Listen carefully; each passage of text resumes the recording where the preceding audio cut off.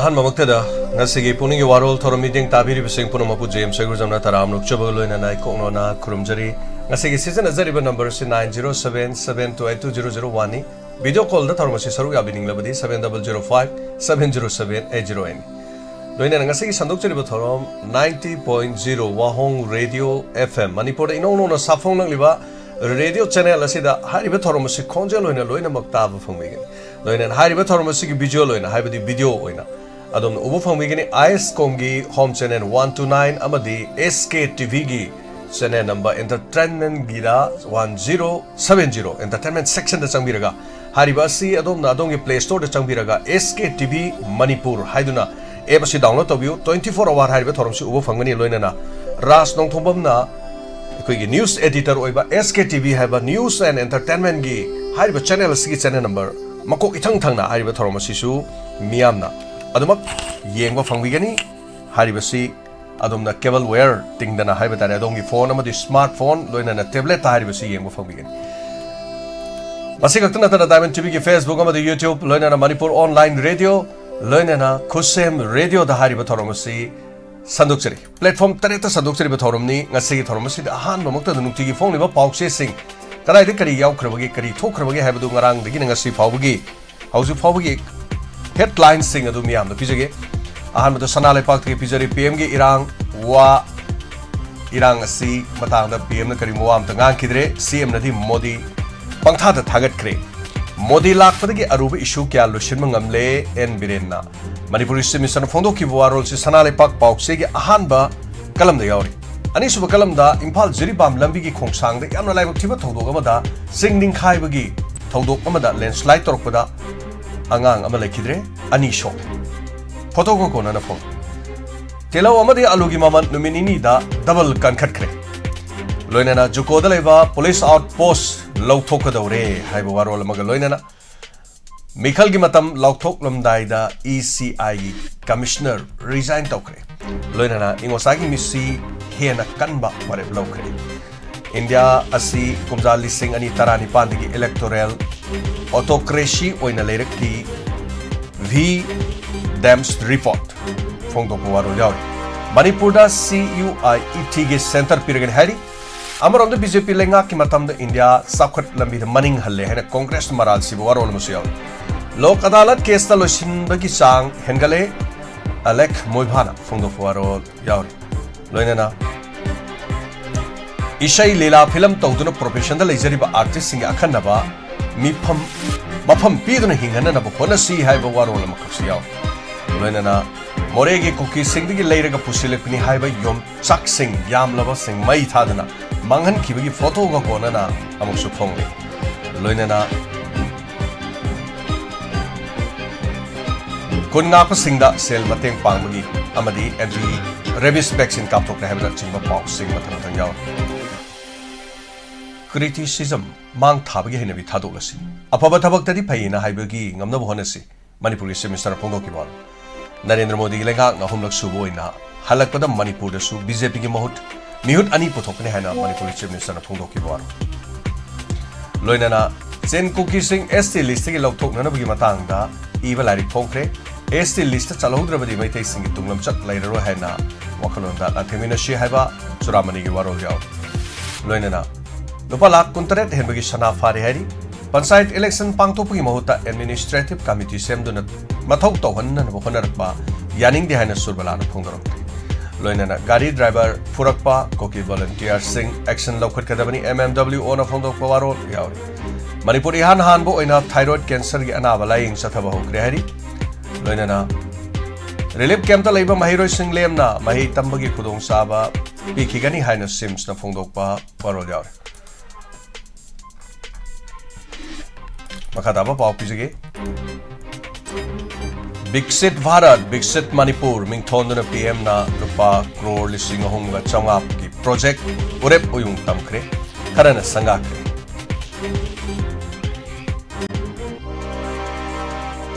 tang tarong doi faw gi manung da senaba sing phadrabadi khongjang sangselagani MMW ona phongdorli mate pangalani furakibagi wafam adu dani loina na tanglai pa ki meragi headline su PM Modi Biksit Bharat Biksit Manipur mingthon lupa crore listing honga changa sanga bagi pause khudimaki ayamada loina mo yaw Gwal Tabi Maitai Kulda mi Lainadra Yumda Kuki Singh na Pochai Huran Magi Tabak Leptan Satare Haina. Video footage samaga loinana viral oiraki bu wafam adu hariba pausi asida su yauri loinana PM Modi na ngari basi lebak miyam na Manipur chatnabagi flight ticket kakpudura haina Jairam Ramesh na phone kre Malem thonga makata na sarai magi khongjang sansilli haibu warol siga loinana nungtigi phonga pausi hoya lan paugi headlines na Modi na lupa crore lisinga hunga changagi project sangab sabana na pausi yauri loinana MP ani ki candidate law thorpaga board khomba hogani loinana thorom asigi damat warm up ni Manipur da seat anima BJP na fangani haibagi chief minister gi warol yauri loinana Modina Manipur gi wathok maru oide khalabadi Manipur miyam pakhum pibagi matam ore ana congress na phondo warol yauri Kanziranga National Park ta chatkiba Modina Manipur da chatpagi karama matam da fangadage Jairam Ramesh na phondo warol yauri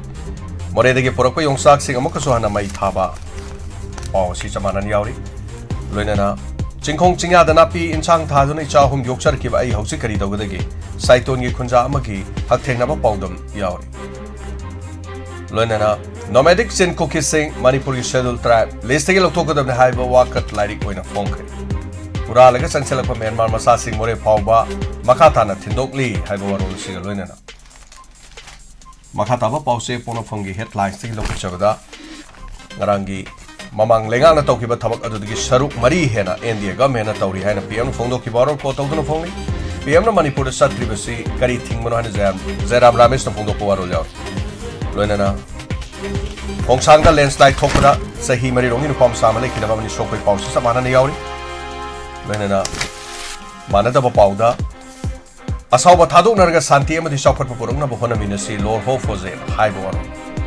Abraham Nagagi Wafam Yupam Yaudabni Haibuaro Sigolina Santos Tropi Sanaruba Manipur Gitimi Pajorgle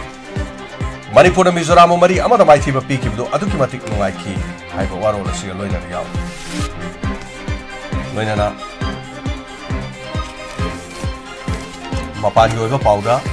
European Commission Gaza Mateng Pangnabagi project launch Tokre Masigi matak ta hautina Singapore gi firal singkhatpa jahas amada attack tawkre Ukraine da NATO gi lanmi sai thokpa haibasi wakal tawbi yadaba natte police foreign minister phondorpa loinana Indonesia gi ichao amasung singkin thabada miyoi tara sikre Zardari Pakistan gi president oina elect tawkre masini nukti gi phongliba pause singi headlines kara masigi thorom gi ahobu pijariba Thoromasi da call tawbiyo ko gi number 9077728200 ni Sigi thorom sida caller malaya duga caller si hanu de lokachari hello hello ai taram lokchari tapiyo langmai dong bagi natrabra hello tadrabra langmai dong de singa khamning thoren tapiyo kari wafam habining ba kari tambining ba bi tani ai icha nu pa ma ka popa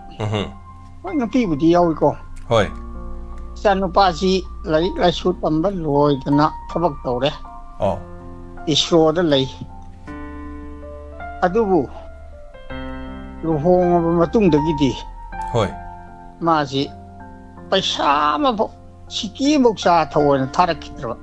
oho masibu akhoi tibu ole pensi ole hom da lai bana pharabra natraga mangon da gi kari hairaga lobo yani haiga su Ma kano tawdraba phone je op tawgraba Pabung oiga saunaba nungaina daba imung manungi sum crisis kai leina bro pabung ama khak lei okay yam dobida wadi hafet ni je yam sambida nongma luhong matung sida anirak ma thole tholak pasida amna thama yum yorok ke amna tha ani Yum yorokte. Han bai doi na hangkan da Delhi de chakhi haira. Madu matam du da isa nupi gi phiroi matam ni. Adubu masi yorok ta du aina Delhi ho ga hangkan da flight ka ge. Adu nonga ga chakwa haira. Yadre.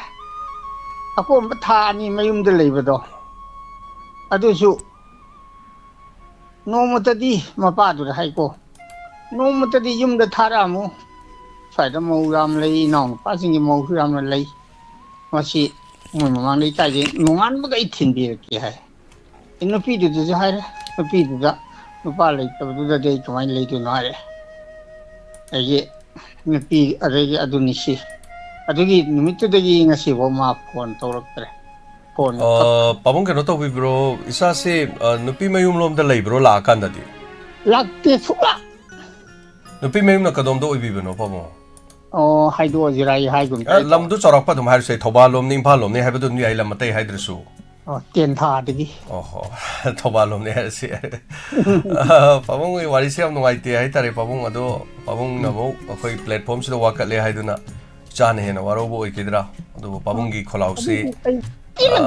ꯁꯨꯝ ꯄꯦꯜꯂꯛꯇꯕꯗꯨꯅ ꯄꯥꯕꯨꯡꯅ ꯍꯥꯏꯖꯕ ꯇꯥꯔꯦ ꯍꯣꯏ ꯃꯃꯤꯡ ꯃꯊꯥꯗꯨ ꯄꯟꯕꯕꯨꯗꯤ ꯅꯠꯇꯦ ꯑꯗ ꯃꯄꯥ ꯑꯃ ꯑꯣꯏꯅ ꯃꯆꯥꯁꯤ ꯃꯤ ꯑꯣꯏꯅꯕ ꯁꯦꯝꯃꯛꯑꯦ ꯃꯥ ꯏꯁꯔꯣꯗ ꯊꯕꯛ ꯇꯧꯔꯦ ꯂꯩꯔꯦ ꯌꯥꯝꯅ ꯆꯥꯎꯕ ꯊꯕꯛ ꯑꯃ ꯇꯧꯔꯦ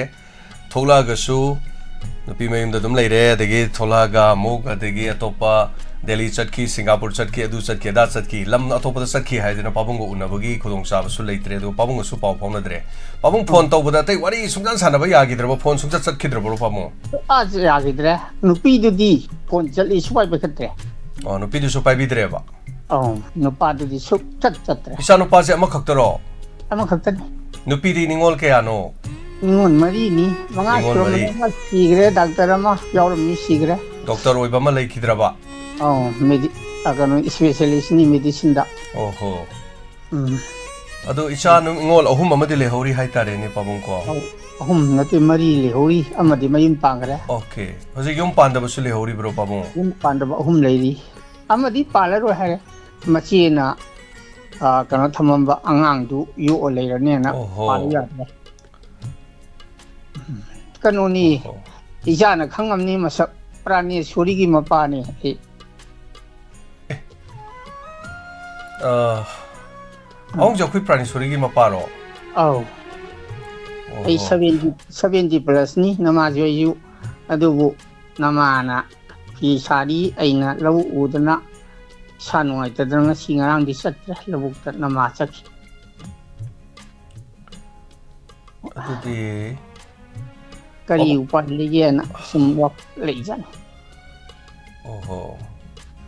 ꯃꯣꯏ ꯑꯍꯜ ꯂꯃꯟꯗꯤ ꯃꯃꯤꯡ ꯄꯜꯂꯔꯣꯏ ꯑꯗꯨꯒ ꯇꯥꯗꯤ ꯇꯥꯖꯅꯣꯅ ꯑꯩꯈꯣꯏ ꯄ꯭ꯔꯥꯅꯦꯁꯣꯔꯤꯁꯨ ꯃꯥꯁꯨ ꯏꯁꯔꯣꯗ ꯊꯕꯛ ꯇꯧꯕ꯭ꯔꯥ ꯀꯩꯅꯣꯝ ꯇꯧꯗꯣꯏꯅꯦ ꯄꯥꯕꯨꯡ ꯏꯁꯔꯣꯗ ꯇꯧꯏ ꯃꯥꯁꯨ ꯀꯧꯅꯗꯦ ꯅꯨꯄꯤꯗꯨꯒ ꯆꯪꯅꯗꯦ ꯅꯨꯄꯥꯗꯨꯗꯤ ꯆꯪꯅꯩ ꯏꯆꯥ ꯅꯨꯄꯥꯗꯨꯗꯤ ꯑꯗꯨꯒ ꯅꯨꯄꯤꯗꯨꯗꯤ ꯆꯪꯅꯗꯦ ꯑꯣꯍꯣ ꯑꯗꯨꯕꯨ ꯏꯆꯥꯁꯤꯡ ꯂꯩꯔꯤꯗ ꯃꯌꯥꯝ ꯀꯩꯀꯩꯗꯣ ꯁꯨꯝ ꯍꯣꯏ ꯄꯥꯕꯨꯡꯒꯤꯕꯨꯗꯤ ꯏꯆꯥꯒꯤꯗꯤ ꯏꯆꯥꯅꯤ ꯑꯝꯍꯥꯅꯤꯅ ꯂꯣꯏꯅꯃꯛ ꯆꯞ ꯃꯥꯟꯅꯅ ꯀꯣꯟꯁꯤꯜꯍꯟꯅꯤꯡꯕ ꯃꯃꯥ ꯄꯥꯎ ꯇꯥꯅꯤꯡꯕ ꯑꯇꯩ ꯑꯇꯩ ꯍꯥꯏꯕ ꯇꯥꯔꯦꯅꯦ ꯑꯇꯣꯞꯄ ꯀꯩ ꯃꯌꯥꯝ ꯂꯩꯕꯤꯔꯝꯒꯅꯤ ꯍꯥꯏꯇꯥꯔꯦ ꯄꯥꯕꯨꯡ ꯄꯥꯕꯨꯡꯒꯤ ꯋꯥꯐꯝꯁꯦ ꯅꯨꯡꯉꯥꯏꯖꯗꯦ ꯑꯇꯩꯗꯨꯅ ꯂꯣꯏ ꯇꯧꯔꯛꯏ ꯇꯧꯕꯗꯤ ꯍꯧꯖꯤꯛꯁꯨ ꯑꯗꯨꯃ ꯑꯩꯅ ꯅꯣꯡꯃ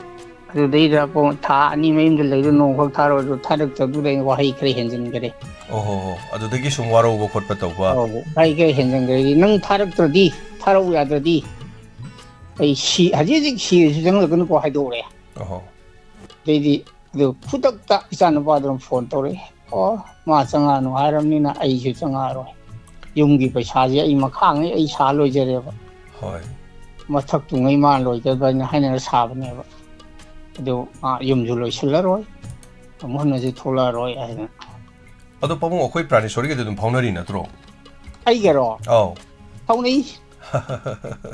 ꯑꯗꯣ ꯄ꯭ꯔꯥꯅꯦꯁꯣꯔꯤꯒꯤꯁꯨ ꯃꯥꯏꯁꯨ ꯃꯔꯥꯏꯕꯛ ꯊꯤꯕ ꯍꯥꯏꯇꯥꯔꯦ ꯃꯥꯒꯤꯁꯨ ꯑꯁꯣꯝꯗ ꯃꯌꯨꯝꯗꯣ ꯃꯩ ꯆꯥꯛꯄ ꯈꯣꯠꯄ ꯑꯗꯨꯝ ꯌꯥꯎꯕ ꯃꯥꯜꯂꯤꯀꯣ ꯄꯥꯕꯨꯡ ꯂꯣꯏꯅ ꯃꯩ ꯆꯥꯛꯈ꯭ꯔꯦ ꯇꯦꯝꯊꯣꯛꯈ꯭ꯔꯦ ꯍꯣꯏ ꯁꯤꯠ ꯅꯥꯟꯅ ꯒ꯭ꯔꯥꯎꯟ ꯑꯣꯟꯈ꯭ꯔꯦ ꯍꯣꯏ ꯃꯥꯒꯤ ꯃꯥꯏ ꯅꯤꯄꯥꯁꯨ ꯂꯩ ꯑꯥꯗ ꯍꯣꯏ ꯃꯥꯏ ꯅꯨꯄꯥꯁꯨ ꯏꯁꯔꯣꯗ ꯂꯩꯕꯅꯦ ꯇꯧꯔꯤꯁꯦ ꯑꯦꯅꯤꯋꯦ ꯑꯩ ꯑꯗꯨꯝ ꯃꯣꯏ ꯈꯪꯖꯩ ꯑꯩꯈꯣꯏ ꯄ꯭ꯔꯥꯅꯦꯁꯣꯔꯤꯗꯣ ꯑꯩꯒ ꯑꯃꯨꯔꯛ ꯑꯗꯨꯝ ꯄꯥꯎ ꯐꯥꯎꯅꯕꯅꯤ ꯄꯥꯕꯨꯡ ꯃꯇꯝ ꯑꯃꯗ ꯏꯁꯩ ꯆꯠꯃꯤꯟꯅꯔꯝꯕꯗꯣ ꯑꯩ ꯏꯁꯩꯒꯤ ꯃ꯭ꯌꯨꯖꯤꯛꯀ ꯈꯣꯡꯉꯤꯅ ꯑꯩꯈꯣꯏ ꯄ꯭ꯔꯥꯅꯦꯁꯣꯔꯤ ꯍꯣꯏꯒꯤ ꯀꯤꯕꯣꯔꯗ ꯈꯣꯡꯉꯝꯃꯤꯗꯅ ꯑꯩ ꯆꯍꯤ 2 ꯃꯈꯥꯏ ꯍꯣꯏ ꯑꯩꯈꯣꯏ ꯏꯆꯜ ꯄ꯭ꯔꯥꯅꯦꯁꯣꯔꯤꯒꯗꯤ ꯑꯩ ꯌꯥꯏꯐ ꯃꯪꯒꯣꯜ ꯑꯗꯨꯝ ꯄꯤꯅꯩꯌꯦ ꯑꯩꯈꯣꯏꯒꯤ ꯀꯩꯅꯣꯗ ꯆꯍꯤ ꯍꯧꯔꯛꯄꯗ ꯀꯨꯝꯍꯩ ꯍꯔꯥꯎ ꯂꯥꯛꯄꯗ ꯑꯗꯨꯝ ꯑꯗꯩꯗ ꯑꯩꯅ ꯊꯣꯛꯂꯛꯄꯗ ꯎꯅꯁꯤ ꯍꯥꯏꯗ ꯊꯣꯛꯂꯛꯄꯗꯨ ꯀꯗꯥꯏꯗ ꯑꯩꯈꯣꯏꯒꯤꯗꯤ ꯌꯨꯝ ꯃꯩ ꯂꯣꯏ ꯆꯥꯛꯈ꯭ꯔꯦꯗꯅ ꯃꯥ ꯇꯧꯔꯛꯄꯅꯤ ꯑꯩꯉꯣꯟꯗꯁꯨ ꯑꯗꯣ ꯅꯨꯡꯁꯤꯕꯅꯤ ꯃꯇꯝ ꯑꯃꯗ ꯃꯥꯅ ꯁꯛꯑꯝꯕ ꯏꯁꯩ pamjadre amuba jatse ita mana stage sakpada mana tawkhibado nungsiba ada koina pamdana khotana sanajarak pa yamna piingai da haitare ni mokoina khongji siraga torokpado pabung thagachari ngasi khangawdana call tawbirokpadu pabungi nungai taba wari amadi share tawbiramni haiba tare pabungi thamoida ngarang kanu padei inspector tayai du pen da ngasi sung tai hoi ngasi manipur thoiba phone da karida tawji kala phani haina tawbudu hoi fara ai sidei ki knowledge am ka logjoge tam kari upai leidoge thagachari pabung sum warong na baduna sum ama tawbudi oiramgani pabung adu pabung na so dum khara dum phathabiro macha haibase ado khanga kini haibtere moi su nungsibadi nongmadi matam amada haibata ado kitang soina kiba lan kiba khot kiba ama lei warong na dana tawbo oiram bia pha bai phone di tawri na mani phone makti pai bi bai phone pai da bu kayam kuina waro bu no pabung na hanna yengaro hena phone taw da dina ti hajariba mana ani tholokuda ingai romge airport ta haidu airport mama bai gai de sakhi bai su chale kari kati haira roi moi mathai nungai roi fare pabung thagachari pabung gi awaba wari ma li thokpade hai tare pabung na pungning khara yango resunu ngasi de ge duga phaba maike da la poisunu pabung mama mapa haibidi sembiba sabiba ngambani aduna mama mapa na kaidongoi da macha gi mangna na ba thugai na ba ye khai na ba khan bai ba se pak lege da mati mapa na hing halakta ba da macha na akoi pabung halaktre na ngai bi chang se am ne mi hai ta adu macha na hing halakta ba di mapa na mama na ngai re ka kon thong dei sa du kadai sakrage kadai de leikrage na ngai turen gi chen hangat na chen de hai na ri nungsiba hai ba sidi adumai tawdana ahal lamana nungsiba aton mana hangalaga nungsiba gi khena ba gi chang ya wale hai na ba adu yaudaba budi nati puna makto turengi chena hangana chela basu makha thaba singna hangalaga mathakta nungsiba yaudaba su nati pabung thagachari thorom saruga birakpa sigda pabung yawaba kokpo biu adu pabung spungning kitang patha biraga itare pabung ko ichani puna makse mapani ngapi bai du pabung hekta dum ngambani na haido khraga so chinda dum call di tawi nungsibi duna masana call to biraktuna hena nungsiba mari adu da naksinna tar di am nuaini aduga nongma mo pabung no call to biro haibudi kari gum yana khidaba lebu du yana re khoi nuksina re haidana call to bira gri am nuai thank you tai kana sunati adun ai ga so dum pulam ba haitare khoi gi ai ne pabung na dum hajare khoi na kaka na dum kok jabane paper ni sori ma pa wabagai chindrel artist te khoi gi sida leiramba chindren artist na leiramba si ozai posogi makha da dum ai na leiram me aduga matamdu da manipur gi hojik afau ba seisak pi mayam ne khangnar bi pusparani purnima pranisori aduga yamgre mukoi leri ba ma adu gitarani adu aming atai bu ka ke roshan adu umananda so like this mai tawdana ngang mayam haitare sem sa na leram ai mukoi gi da music piba music khongbugi thabak sa tharami ahan da koi kaksin ni tamon ore na torami madugi mathang da ai so dum tawjarami haiba tare matang kuina adu hindi thinga khibadagi koi lapthok na kre hai tare hindi hek thingri baude koi group uma punlaga leram tension jage hello ming amade leifam habis hello hello sir phone tawjare bai ki chamthong dagi pani churi ni Tapi kari wafam habini. Inspector tayai nuai hai na phone tawge ne nuai ne nok na tawjiram ba ke do pabung color du ki pau tu ta ba thamoi ji am nuai jade pabung kanupi pani chori ai na chuma sa khanjai no ma sa gi kanu da somboi family utti rakhre ko ta do pabung ningan nabi ga no chhatra dagi oja dagi chhatra ni he na hai ba wafam ma ju lei bani one day mana tauribado maso baba gumna babung gumna maso nongmadi choidana mapa haibado oirakini matamdu da babungi kaino che ma choidana khakini yam nuaite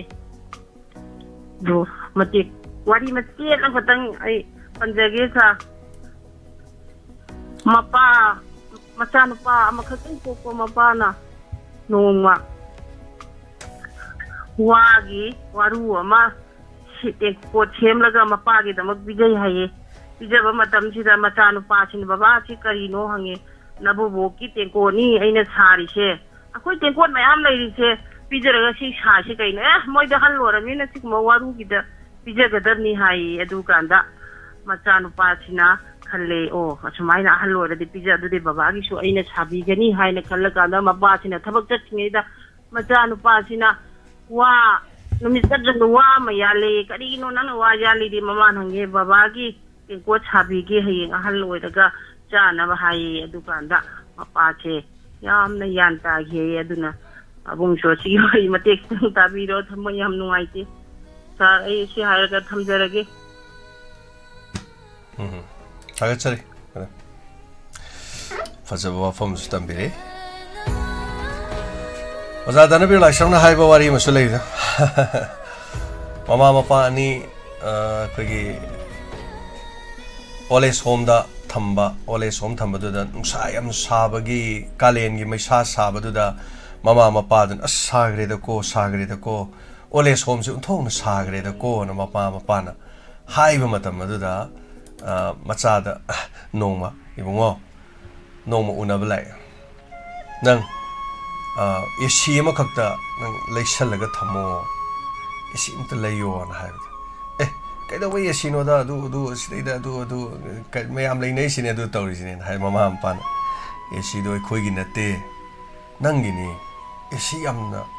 darkar legani isi je amna hai ba ngasai mama ampan ni sang gi masa du sa ne na wajab du hai tare home da leira du phau ma thaga chai aigi nate nangi ne hayeng isi do na hai ba warim le thaga chari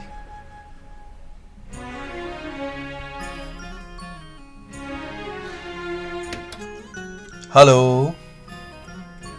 Luang punsibana yai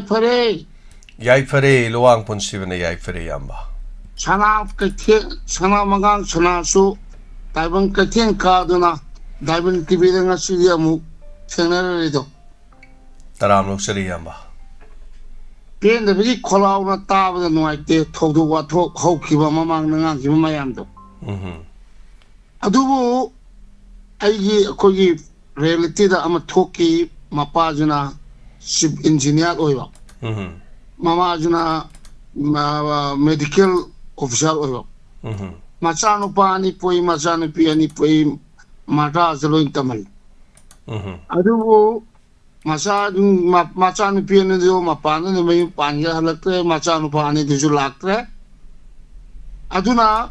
class 9 dagi mapana thadok kibani na pasha paiba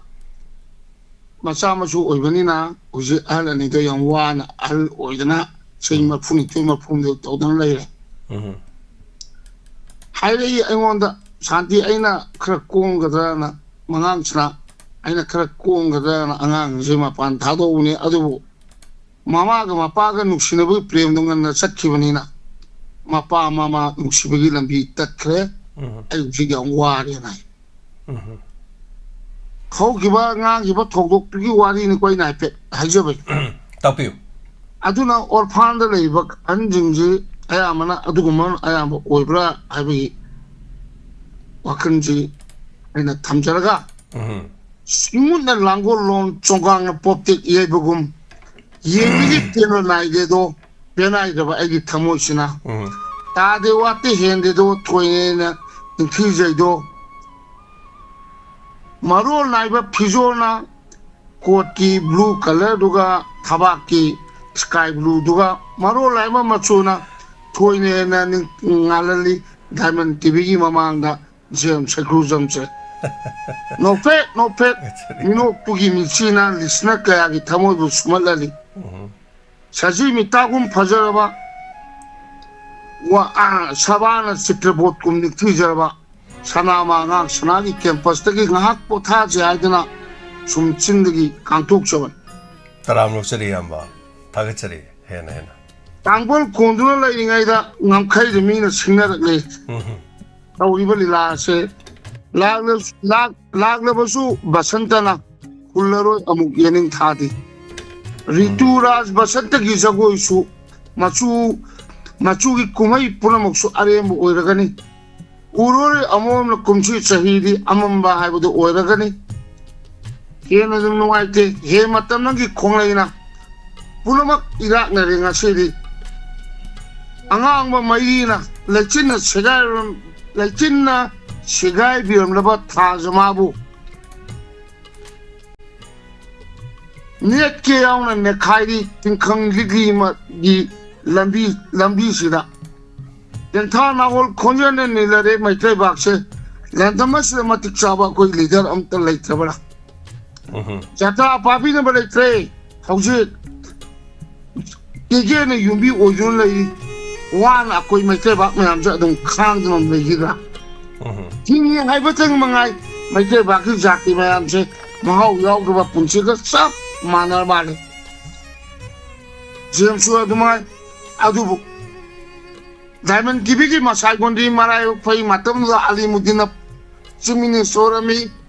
alimuddin chimini sorabada manipur gi sugumban maya mama haji marai pa ki damakta laugi ba khokjo bla khangde ama khangde thok ba thokdo wa thok maya mama 1972 bugi manungda alimuddin pari matamda praja myam gi ho ima iben mayam puramangna machida khongjong wa ama memory lama sadaba yaroena pressure kana piki adubu pressure dugi mayaina center ki sabu yaro suguma memory tas ama sabu yaro pressure kana piraki matamruda IGP na ju sabu yaro tawi alimuddin na 아이기 이말에 바뀌니 마치 사기야로 해나 신나가 공정와 메모리도 사기빈 좀만요. 아두나 라이브 파이드고 해콩 다면 TV기 마사이 군달레지 마탐도 알리무딘나 토미 아두야 글로버가 아코이 사힐 미너지 아묵사 아주주 사비야로 해나 양근도 마파르기 패서 피르기 아두부 아이기 Pazamiam yadi habdi ai pham gi darkar ho je imalai pangna lui haina asisu alimundina matamnuda chagi chung aina khangjer du wari ni ko hoi hoi za chumani aduni lamta thagi nengba punima gi phajakar tha tara mani digi punima pung huraba sana pudong ba ning thijerba nganga ba nongjabi gi machu Chumthang mo chunggi jagoy hiramani muktagung pung hu kraba parija horolgi jagoy thasi amam ahingum mani pulamak arem oire matik cha da leader mo oyubana ngasai leader mo yai batadi Pazamiam nunga hingdongni lai la su hai ga dongni wangang sangang phaja ga dongni rajana haibudu chat ga dongni Facebook da adigi electronics media da print media da lai pa ngak pudna tosa khoi hen wa ga ni aduna hausit tawriba irang je yamna lungai te tawriba machi da kan thariba naoliba awana ujipur loiba naite adubu aidi thamban heke chalaga ai thamoi da minungsi phawroi ai wakhaldadi akoi gyan tabe darka ore mai loi ma gyan tabiro akoina akoi jati je kan yar gadi singlo agano ahlamana leng de bo yung biramba singlo ma panling khaire ai kai mari sum sare sanama machun galamba punamak ariyama loina oire mamit ujadaba kayana sangsar ki phajau khanglam loi mana tamami mana pangmamina ngangi ba poju akoina ngangi poju loksum khangoi himai chungna chapiraga pajama yabu pra nunga hembiu haina wahi khare thamjarga tenen jaga Tagachari yama nana tagachari yam kuinagi matung da ngasi amok thorom sarug yabirak pasigi da magyama hanana tagachari thank you so much yama hanan thorom asi da sarug yabirak pasigi da matangi caller da mok kudong sabang pizani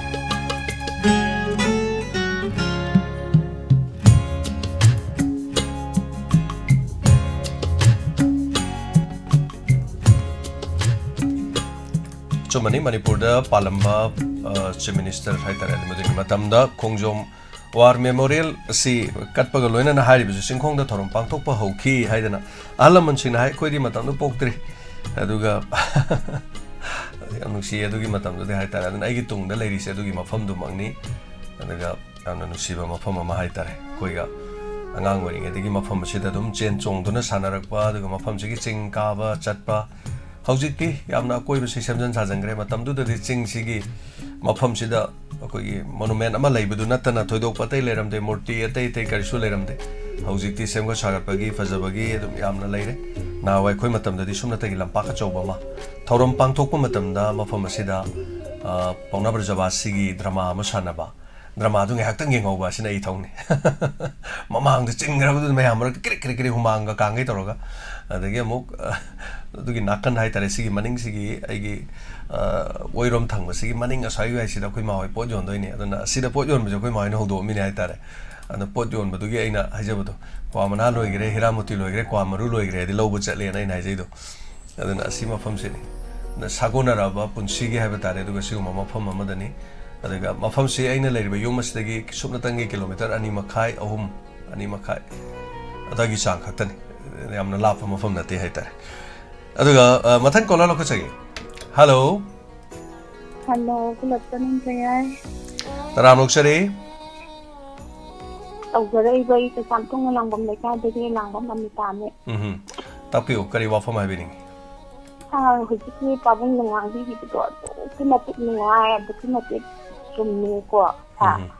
adu mana tawdana adugumba mi amani tang hujiki nei ga chung da yawbi ga di tang da chu phagadabane ado chugumba gi pochumadi hujik lai ga sia di lo na thai ga thambi ga leba achum bai ba ta chu na thai ga thambi ga sana leba manipur se hujiki khasi ahin da no ngan thoro o ya da ba gi chidam mam de chum lai re ba ko sa aduna aduki matik nunga jade ngarang se Narendra Modi na kai no khara tawe ha bai da motati Narendra Modi di pang da thagali adu akhoi sidai yakhanba ngamna ba chiyam di sindi de adu ko lai ri ba lalong chu lo sanna ba gi da motati sindi de tamai taw dei no khangde kha awa ba nga ta akhoi lan seng adu ga chu lam du da changa ga yaw ga chu mayam chi awa ba chi kha akhoi chu no wa dei ba ba kai nom tang yaw ko da kha chi ga thuk law bo thakat pa kai nom ma taw ba chi adu ma phaw ra ba khoi chi tension da dum lai dei chi dum da lai re chi ma na lai ra ga di sa kunchi khangani ha ba chu thaja ga tre akhoi di dum khangde kai hai no khangde awa ba nga ta aduga akhoi danan tiri kenen sida ulai ba mayam sidi ha hani ha lai tana duki mati nuwaja kare sayai dagi kari dagi ko ha si kamai thaga pe no khangde tagat pinga no akhoi sari ko se kamai taw no khangde oi ba kha se tumba ju habdi akeng ba duga pung ama taram dai bok sala khala bani na tumna kam kan tumino kam kan da ko golino sa du mati sa chu section bi o kai gi di tumba wala ga di sa te na bne ba sa ko chu taw e ba yam na din ai sa da chu ana ba makai chi lo na pa la ga lai bani na ba ko sa na haksan na mai te hai ra ko da ko da dang na na pan da ma he ta yaw e ba du na hoi ko da ko khong khanjing ho ba da ma di law ba de pa ko la ani ba adumana ko ki da tawra ga di ai guli ke law na dum ta khan de ne bai sai yung din ngang khang dra ba ne bai ko ki di thari de tension ti da gen da ki lan di taw ba me am ti da di chom ko chu gen da da ta aduna no ai ki sa chu na ba ya de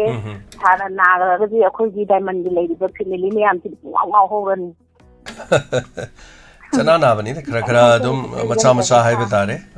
hoi yam kanna ka no na trasu thaga chari thorom si samja birakpa thank you LMG Manipur na mateng pang ba chat khibagi ngarang nambol da khoigi mai chak pagini aino chari ba video se mate matang ai pathok chage khoigi nambol kendra ge manung chanba kha sanje ma makha lekai da leiba ngangom chandramani gi makha amadi mamang sangoi da electric tagi horok pa maina gari macha hum aduga boiler kg ama makhai taba yen chanirom sangoi da thamba aduga ꯄꯣꯠ ꯄꯨꯝꯕ ꯂꯣꯏꯅꯃꯛ ꯇꯥꯡꯒꯣꯏ ꯑꯣꯟꯈꯤꯕ ꯆꯥꯛꯈꯤꯕꯒꯤ ꯄꯥꯎ ꯍꯦꯛ ꯇꯥꯕꯒ LMG ꯃꯅꯤꯄꯨꯔꯅ ꯆꯠꯇꯨꯅ ꯈꯨꯗꯛꯀꯤ ꯑꯣꯏꯅ ꯃꯤꯅꯨꯡꯁꯤꯒꯤ ꯃꯇꯦꯡꯗ ꯂꯨꯄꯥ 10,000 ꯃꯇꯦꯡ ꯄꯥꯡꯈ꯭ꯔꯦ ꯊꯥꯒꯠꯆꯔꯤ LMGꯒꯤ ꯇꯤꯝ ꯑꯗꯨꯒ ꯍꯥꯏꯔꯤꯕꯁꯤꯒꯤꯗꯃꯛ ꯇꯦꯡꯕꯥꯡꯕꯤꯕꯒꯤ LMGꯒꯤ ꯇꯤꯝꯕꯨ ꯍꯟꯅ ꯊꯥꯒꯠꯆꯔꯤ ꯁꯤꯒꯨꯝꯕ ꯈꯨꯗꯛꯀꯤ ꯑꯣꯏꯕ ꯃꯇꯦꯡ ꯉꯔꯥꯡ ꯌꯨꯝꯃꯩ ꯆꯥꯛꯈꯤꯕꯗꯨꯒꯤ makha tarakpada mateng pangluba LMG team. Hello. Hello. Mingalai fonga tapiu. Baza makha dagi dizabi mone. Tapiu. Ide isagi da phone agan phone tau kola tau daba ado masidi aina matak uron tum more da isagi thoram la mane na. Hukula thara sum tara mane inukti gi tai Pukning Warol jedam. Ado bungo hojise hoje corner mana hokiba now hagadra dagi khoi tak thongbo hagadra mana khoi gi kanogi khongjonggi kano saram baje oi alimdina sabira mane na haibado yam harawi handa ta bada nongai yam adumaina tawbo hojiki lengak sida ucing seng abadamaina matang ani dang yawbira di nongai ga dawni bungo tawrije wa da hinda sajo no magi kano je kari lake kari yawge kai phongdo ke ne heta badabako awa bam oi lan yawba lan koi saida tawge dongai tawba samane koi wakhanda nongai te likem leiba ngang jing oro dagi sungi manabi oro moina kappa ga ulakpado koi su yam nongai te thamoi yam soi kappe koi jing da sajo adagi sana likem khudingi chalaga sugunu do oro adagi madore sapado inda sa loina yengi loina ui yasu ado inda sa jandak se maban thongam dre yakse mada to bozo ngamdre kum de bera am tawdana ne hoi ki impa inda sa do bo ai ngam kan da dumi sai mating adum pangakan kesu kaite na bado hana mu to phabi ko na ba pharaga ko hoi phabo jaragi tai do bangatan aga sai he hai ga e lo chandara aga chari no cha aga chari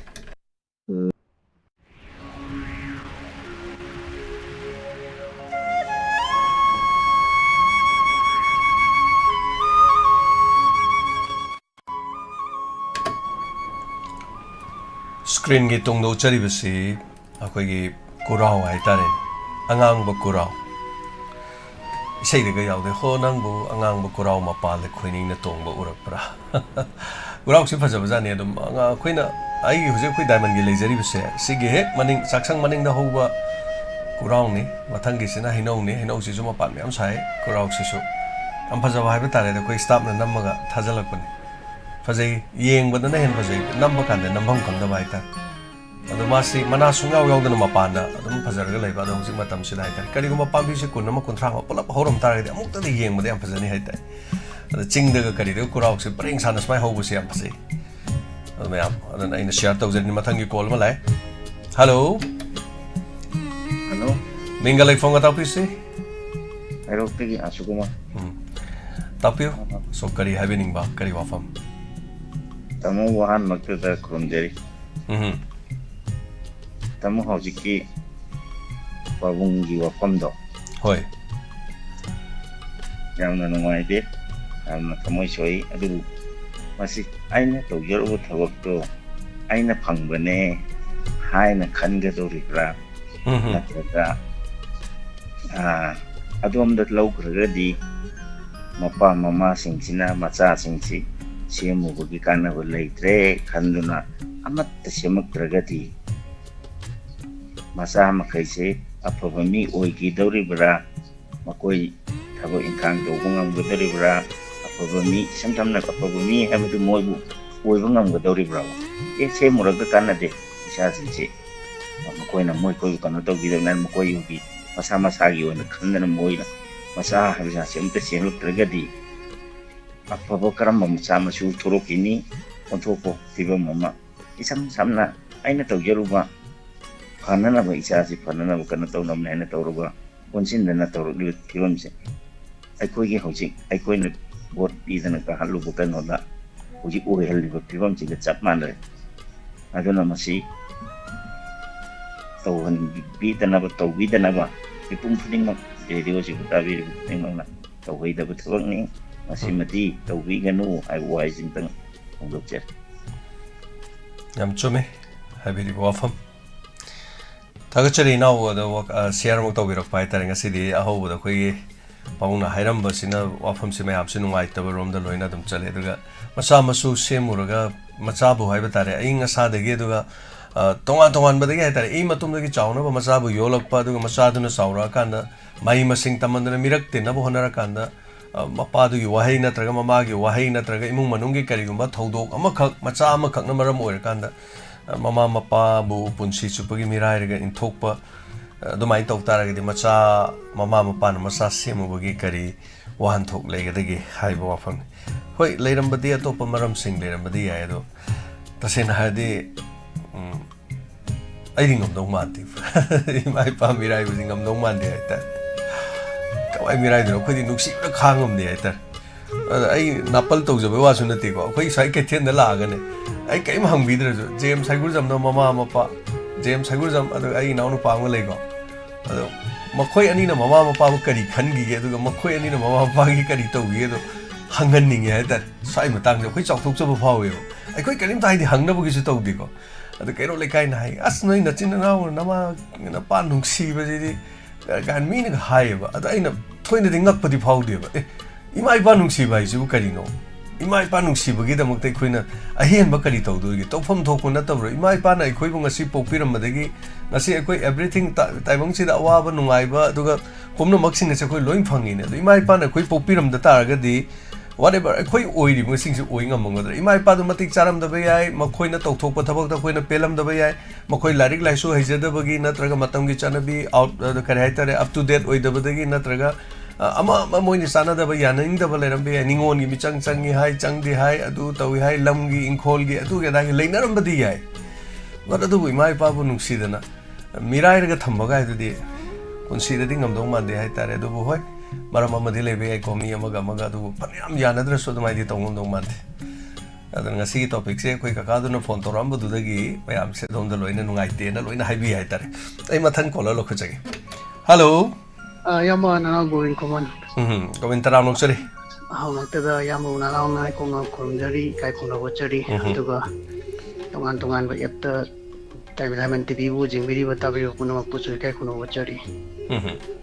na na wa fo matang pu ka jagi amba koi gi hauji manipur da ice king a pusala ko thingare ko aduga na na on thingani ba mo mitang lai koi gi injang na pijing je masi pusala ko tinga gadi kana ko mana hairam gani kaisu koi manipur da thoi benjang na pijing gina ngomoi gaina ko ado hoji ti thaina gumna na tare season nai dena puthoe ba hoji pose ti lokjanam gumbadi thado ga jo tai hoji ki mana masing jing gi hoji ke khoi gi mapalom de pusala pa gorang ge pot mayam jina loi chai ra mina sona kan da pose honge ba kubi bek to hoji lupa chamna khaibo lok dre ba kiji jatre ba hoi bek to ina chale hai tare bek to bok chamna khai lok dre ba du di hingkon ko ba mi ga je loi na ware ju tare puthare ko nungai ti aduna ko gi mana masing jing ji jo songi gorang gi mapalom gi lakpa jing ye tinga ga di hena yai fagadra na na khanja ba ko aduga ai jo hoji ki khoi ham ba bung na hai gi do yamna ta ba nungai te ko do mapa amana macha bu phana ba ngang ba ngatani adu warau raju tha ma warau raju tha ma du gi nungan ba da baba na ko lam tang hoji tawiram ga di ko nungai gani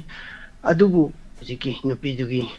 mapanggi mi jing na tara matung da wakal olak tana nong matang ol ga jung apa da ko tawi ra ko ra jan ko yang ngai ti mapa amana macha du kai da soi gi da gi na macha du tai bang pan da hainga na khongda ra ko matam da kai da soi gi da sena ra ine ba adu kan ta jing bi di ha du yang ngai ti na wi thamboi hek a ma ta wi ko ta ko hoi adu amu wakal tarak tana nong matang lupa mo mateng to da wa hina baba na call to we ko mi ko to mapa gi thamoi na pian gani en khanjai chumane si dang thamja gyam thagachari gobin hojik si mana masing thaba sing su loina ma akhoi gi nungai pham leitre hai tare chumane sa haiberi wa pham do gobin adaga mana masing ga thara go hojik se sel tan doi ni ga na leiru ra ga di awa ba haibu do oi ga dore adana mapalom dagi pot sai sing kano torokanda sigumagi khudong chaba sing se lomigi yengdana ga ja do torok tong timat wakhan ni ko wahi ni ko hainari se afabada lakpo isono duga thaga chari goben thorom saru ga birakwa masiri kaka dugi wahi ga loina bakchatle mayam kono makse do amoire mama ni mapani ko oine sabo oiram basu yai masana adu masana phaniyam soirasu mapada changa aga babung ima haiduna mikup amada kau khiba matamda mama mapa gide dum loina ngak pi khini haitar anyway koine khangda basu mathangi kola da kodong sa bijari hello mo chungjo nam sing ge pram sanaton bi chen ada aina thamjaning ba wafam che masagi nai kai khumna jarba ali mona pukhalam ba wafam duda hauzik lei ba situation sida ekhoina lairik tamba na thadok laga ngak ta kanaroi laisu se phai maroi bane na khalle aduna laisu se kana na maroi na tambi ga dagi haibda imungi leiriba halaman mama men oina loina ri basin mama ni mama mapa pahi khonthok mas manau gi nungsinaba adagi sare punna jaminaba sigi pochna loina lakani wahida hariba wahido phajade tamna si hayo na adugum tambi da base sine ekhoi gi on blak pane na khalle ana ekhoi su hojik loina dum thengno ngami ekhoi bu pokpi ba imana aduna ekhoi gi ba pokpa ipu iben adudagi hendolaga ekhoi thabak tawjadraba aigi ipal aigi imabo adudagi ingi amak leibdo loina nawkol ep khudimak se punna loina rapagi nungsinabagi potuna mioi bani leminardi wahi manganga da badinga moi ngangnar bataraga su loina ba imana nawkol giba potu oibanina ekhoina ahlaman nawkon bagi ahlaman nungsibagi potsi loina uba phangi aduna khudimak si karai degi lake haibda ekhoigi men oina mama se ekhoi Napoleon na prithvi da ekhoi aphaba mama ama piu prithvi joy tawgen haibdo adu oina mapung oibati nupi sine ma men se nupi sina maram oiraga migi masa mama na mapa na pokpadagi masa nupa matom da yaujaba masin manau ningol ani hum pokdo poga nupa dum khang yaujaba da han yeng da basu hoji so dum leiri haiba aduna mama mapa do kayam sa angani aduna migi masa do aduna moina semak padong loin toba aduna hojik tiam lure aduna lauri inkhon bhawada aduna sang matam sang na chen chong da na sanaraga leramba poto aduna anowa angang sing sin pi sing la aga inkhon gi demak te moina makhwang mi laga khana ba ngam me haiba akhoi akiba po e haiba leiri se akhoi na nungsi na loina rama pot se loina olaga makhoi na poga makhoi na loi semaga makhoi na halaga leibadong na adumai toraga ngangi ba poda se karai de gino haiba imungi leiriba ahalaman sing sigi thaksi khasigi makhai anna pongani na khali aduna ekhoina men oina larik tamangak ta khanbi ganu laisu tamba haibase khwaidigi maroi bani laisu se yaudra di nagar ba isil nau phuni mak loina kaini haiba nungsina na ekhoina tumba chaba khangdana nungsina loina rakpa isil pa do kairoi lekai dagi hena sathi kairoi lekai bu khare hena phai na khalleba adung mamayam se sina yam section biu wahi wata da sare punna chaba tambi gadamni chak pukham amta da laktrini na chara ngai na bato adugi nungsina bagi prem do leigani aduna masin manau sing nungsina na loina rakpa matamda aduna piba ngakta mari poga su ekhoigi mau se lakpa matamda gi nupi se yumnak mamamgi khabai amamam sinna te jarak tra o khaira kani ba nungse oi sai re ise aduna maram oiraga khabai sing je yaudana ba nupi sing je yaudana mifam tong nei hai ka ma da thong lang chalaga mifam tawi haige akhoi kaka is laisram ga leidingai matam da sum khoi masim nau se tawrami aduna masim nau sing je mayam ba akhoi lau uraga sura no ma ga chari ba do san do se thau tha dana akhoi loina ra ko masim nau se kaidang da loina mache thong loin kai re ba nupi dagi adun mokoi su yam section hona jari ne ba section hona re se aduna khabai mafam manarakta bani na madudagi loina chairaga kaidangda thokdok thokpa baw changna da bagi pot oiri aduna men oina nupi se khwaidigi sensu tambi bada main part logada bani na khali masidagi ne ba loin thoiba khuding mak se aduna maruina masi section biu haiba se masima khatang ain mayam namakta thamjage thank you che thagachari sei de koi dongoi dong kaka मागे topic से मैं तारुबद अदुम याम नुंगाइत्रे हाइतारे थागचरी हनाना अदु radio दा ngak apan bathok pasigi da ngak pigani radio da khoi gi mafam adu khoi link tawda hai batare internet ki kitang khudok sa da bana du khoi staff sing ne yam kana access tawri yam ne yang na yarakani hai bagi adum thajaba thamjari adaga kitang apan ba thok pasigi da ngak pigani sorry for the inconvenience so mathangi caller mong lok chage hello mingalai fonga tapisi hello Siram Maya Lekai Degi, Huyam Somorji Maite, Tamo. Brother Takachari, the Torum Saruga, a bit of Patapio, from having but Sahi, whom Marigi Mamanga, I am Kang did Tamoda Pont of Jagre. So much, Madame Panishogi, Pabunga, Tamapudu, Tamo, the top law white to bomb power. Hi. Aduga, Mamanga, Tamon, I go Paumana, Lan Yuazi, Tamo, Red Zone area, the labor me than a Nungaram Yokan and Langi, Wava Kanye, Dabo. Money. Aduna Tavada, Mihun Chingum Changang, Narisi, Red Zone, the later Mina Pakangway, Haitare. Money. Red Zone, the labor meeting and Nungaram Yokan, so my gazing a Kamaito was so my gazing a Kamaito, why the Awabajitamo, Red Zone area, the labor meeting and Awabajitum Kangani and Hajagitamo. Aduga, no, I go Palma Tamo, Palma Hajaki, Mamangi. Sayida Tamogi Damanda Ina Pukachakiva Kogi Lambida Kogi Udaraga Matak Isti or Labdo Nam to Yanahotabada Ado Kogi local MLA Nazu Assembly Daga Pukatitana Duga Koi Power Minister Sar Bishojinaga Tabi Danaga Kogi Woska Wakatana Sendi Gretamo Dugizu Sa Animapu Koi local MLA Zu Duga Kogi Sar Bishojisu Tagato Puntok Cheritamo Waiba Then Slan Yitamuka, I get on a hundred, Hibang hundred, or my own American Vandal, Kamaita, Godino, Halagadum, Live and Nathan of Pai. Oh, Nasi Hayen, Karigumba positive way, Amata, Karigumba, later when you go to say. Adi Moya Somdagisu, a Yasanarasi, Quiluinarasi, Harry Wapam the late river. Makoi de enter can on a lady. A quick associate the land, or Bocam using the land lepe, or Kedovi left to know, and a high Basuleko. A more. My Amna Karam Kanro, do not see the Dumhang, my belly so hungry.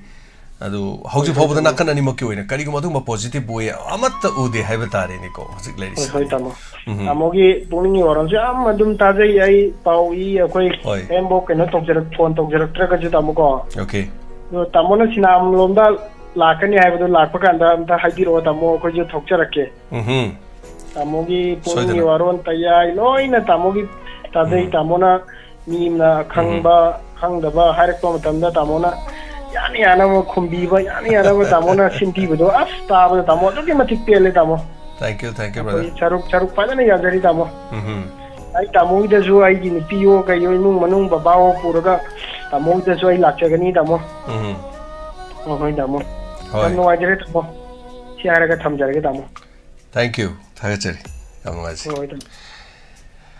Amaze Quickie, Kaka, Somarendra, Higurjan, Tagachari, Pukning Warol Tabase, Tapong Kangde, me, my Hangari, Sanabada, radio that Tavan Henunga in the Tapire. Thank you so much, Tagachari. Radio da Thoromasi Sadotuna 90.0 FM radio Manipur known on a Safong Liva FM radio channel Sigi trial Hibatare. Delhi the Gimi Lakanda, Signet, Seman Jakigani, Duga, Karehena, Thoromsi, Nungainaba, Duga, Thoromsu, Hibatare, when Sadoksari, but Thorom Simak, Hibatare, I think it Tumbagimatam, Krakaido Kramatamda, I am a Thorom Simiam, the Kudol Tam Nabagidama, Karayam, Hibatare. Adam Yam Kano Honazari, may have support of you, and then a Tagachari. Hello. Hello, Yaman and 68 guys in the Yamabu. Taramuxari. I will make no secret in the Yambu. I see Pukning Warol the Hamburg called or Amber with Pabun Collar do Yaman the Hen to Kangba Malikanani.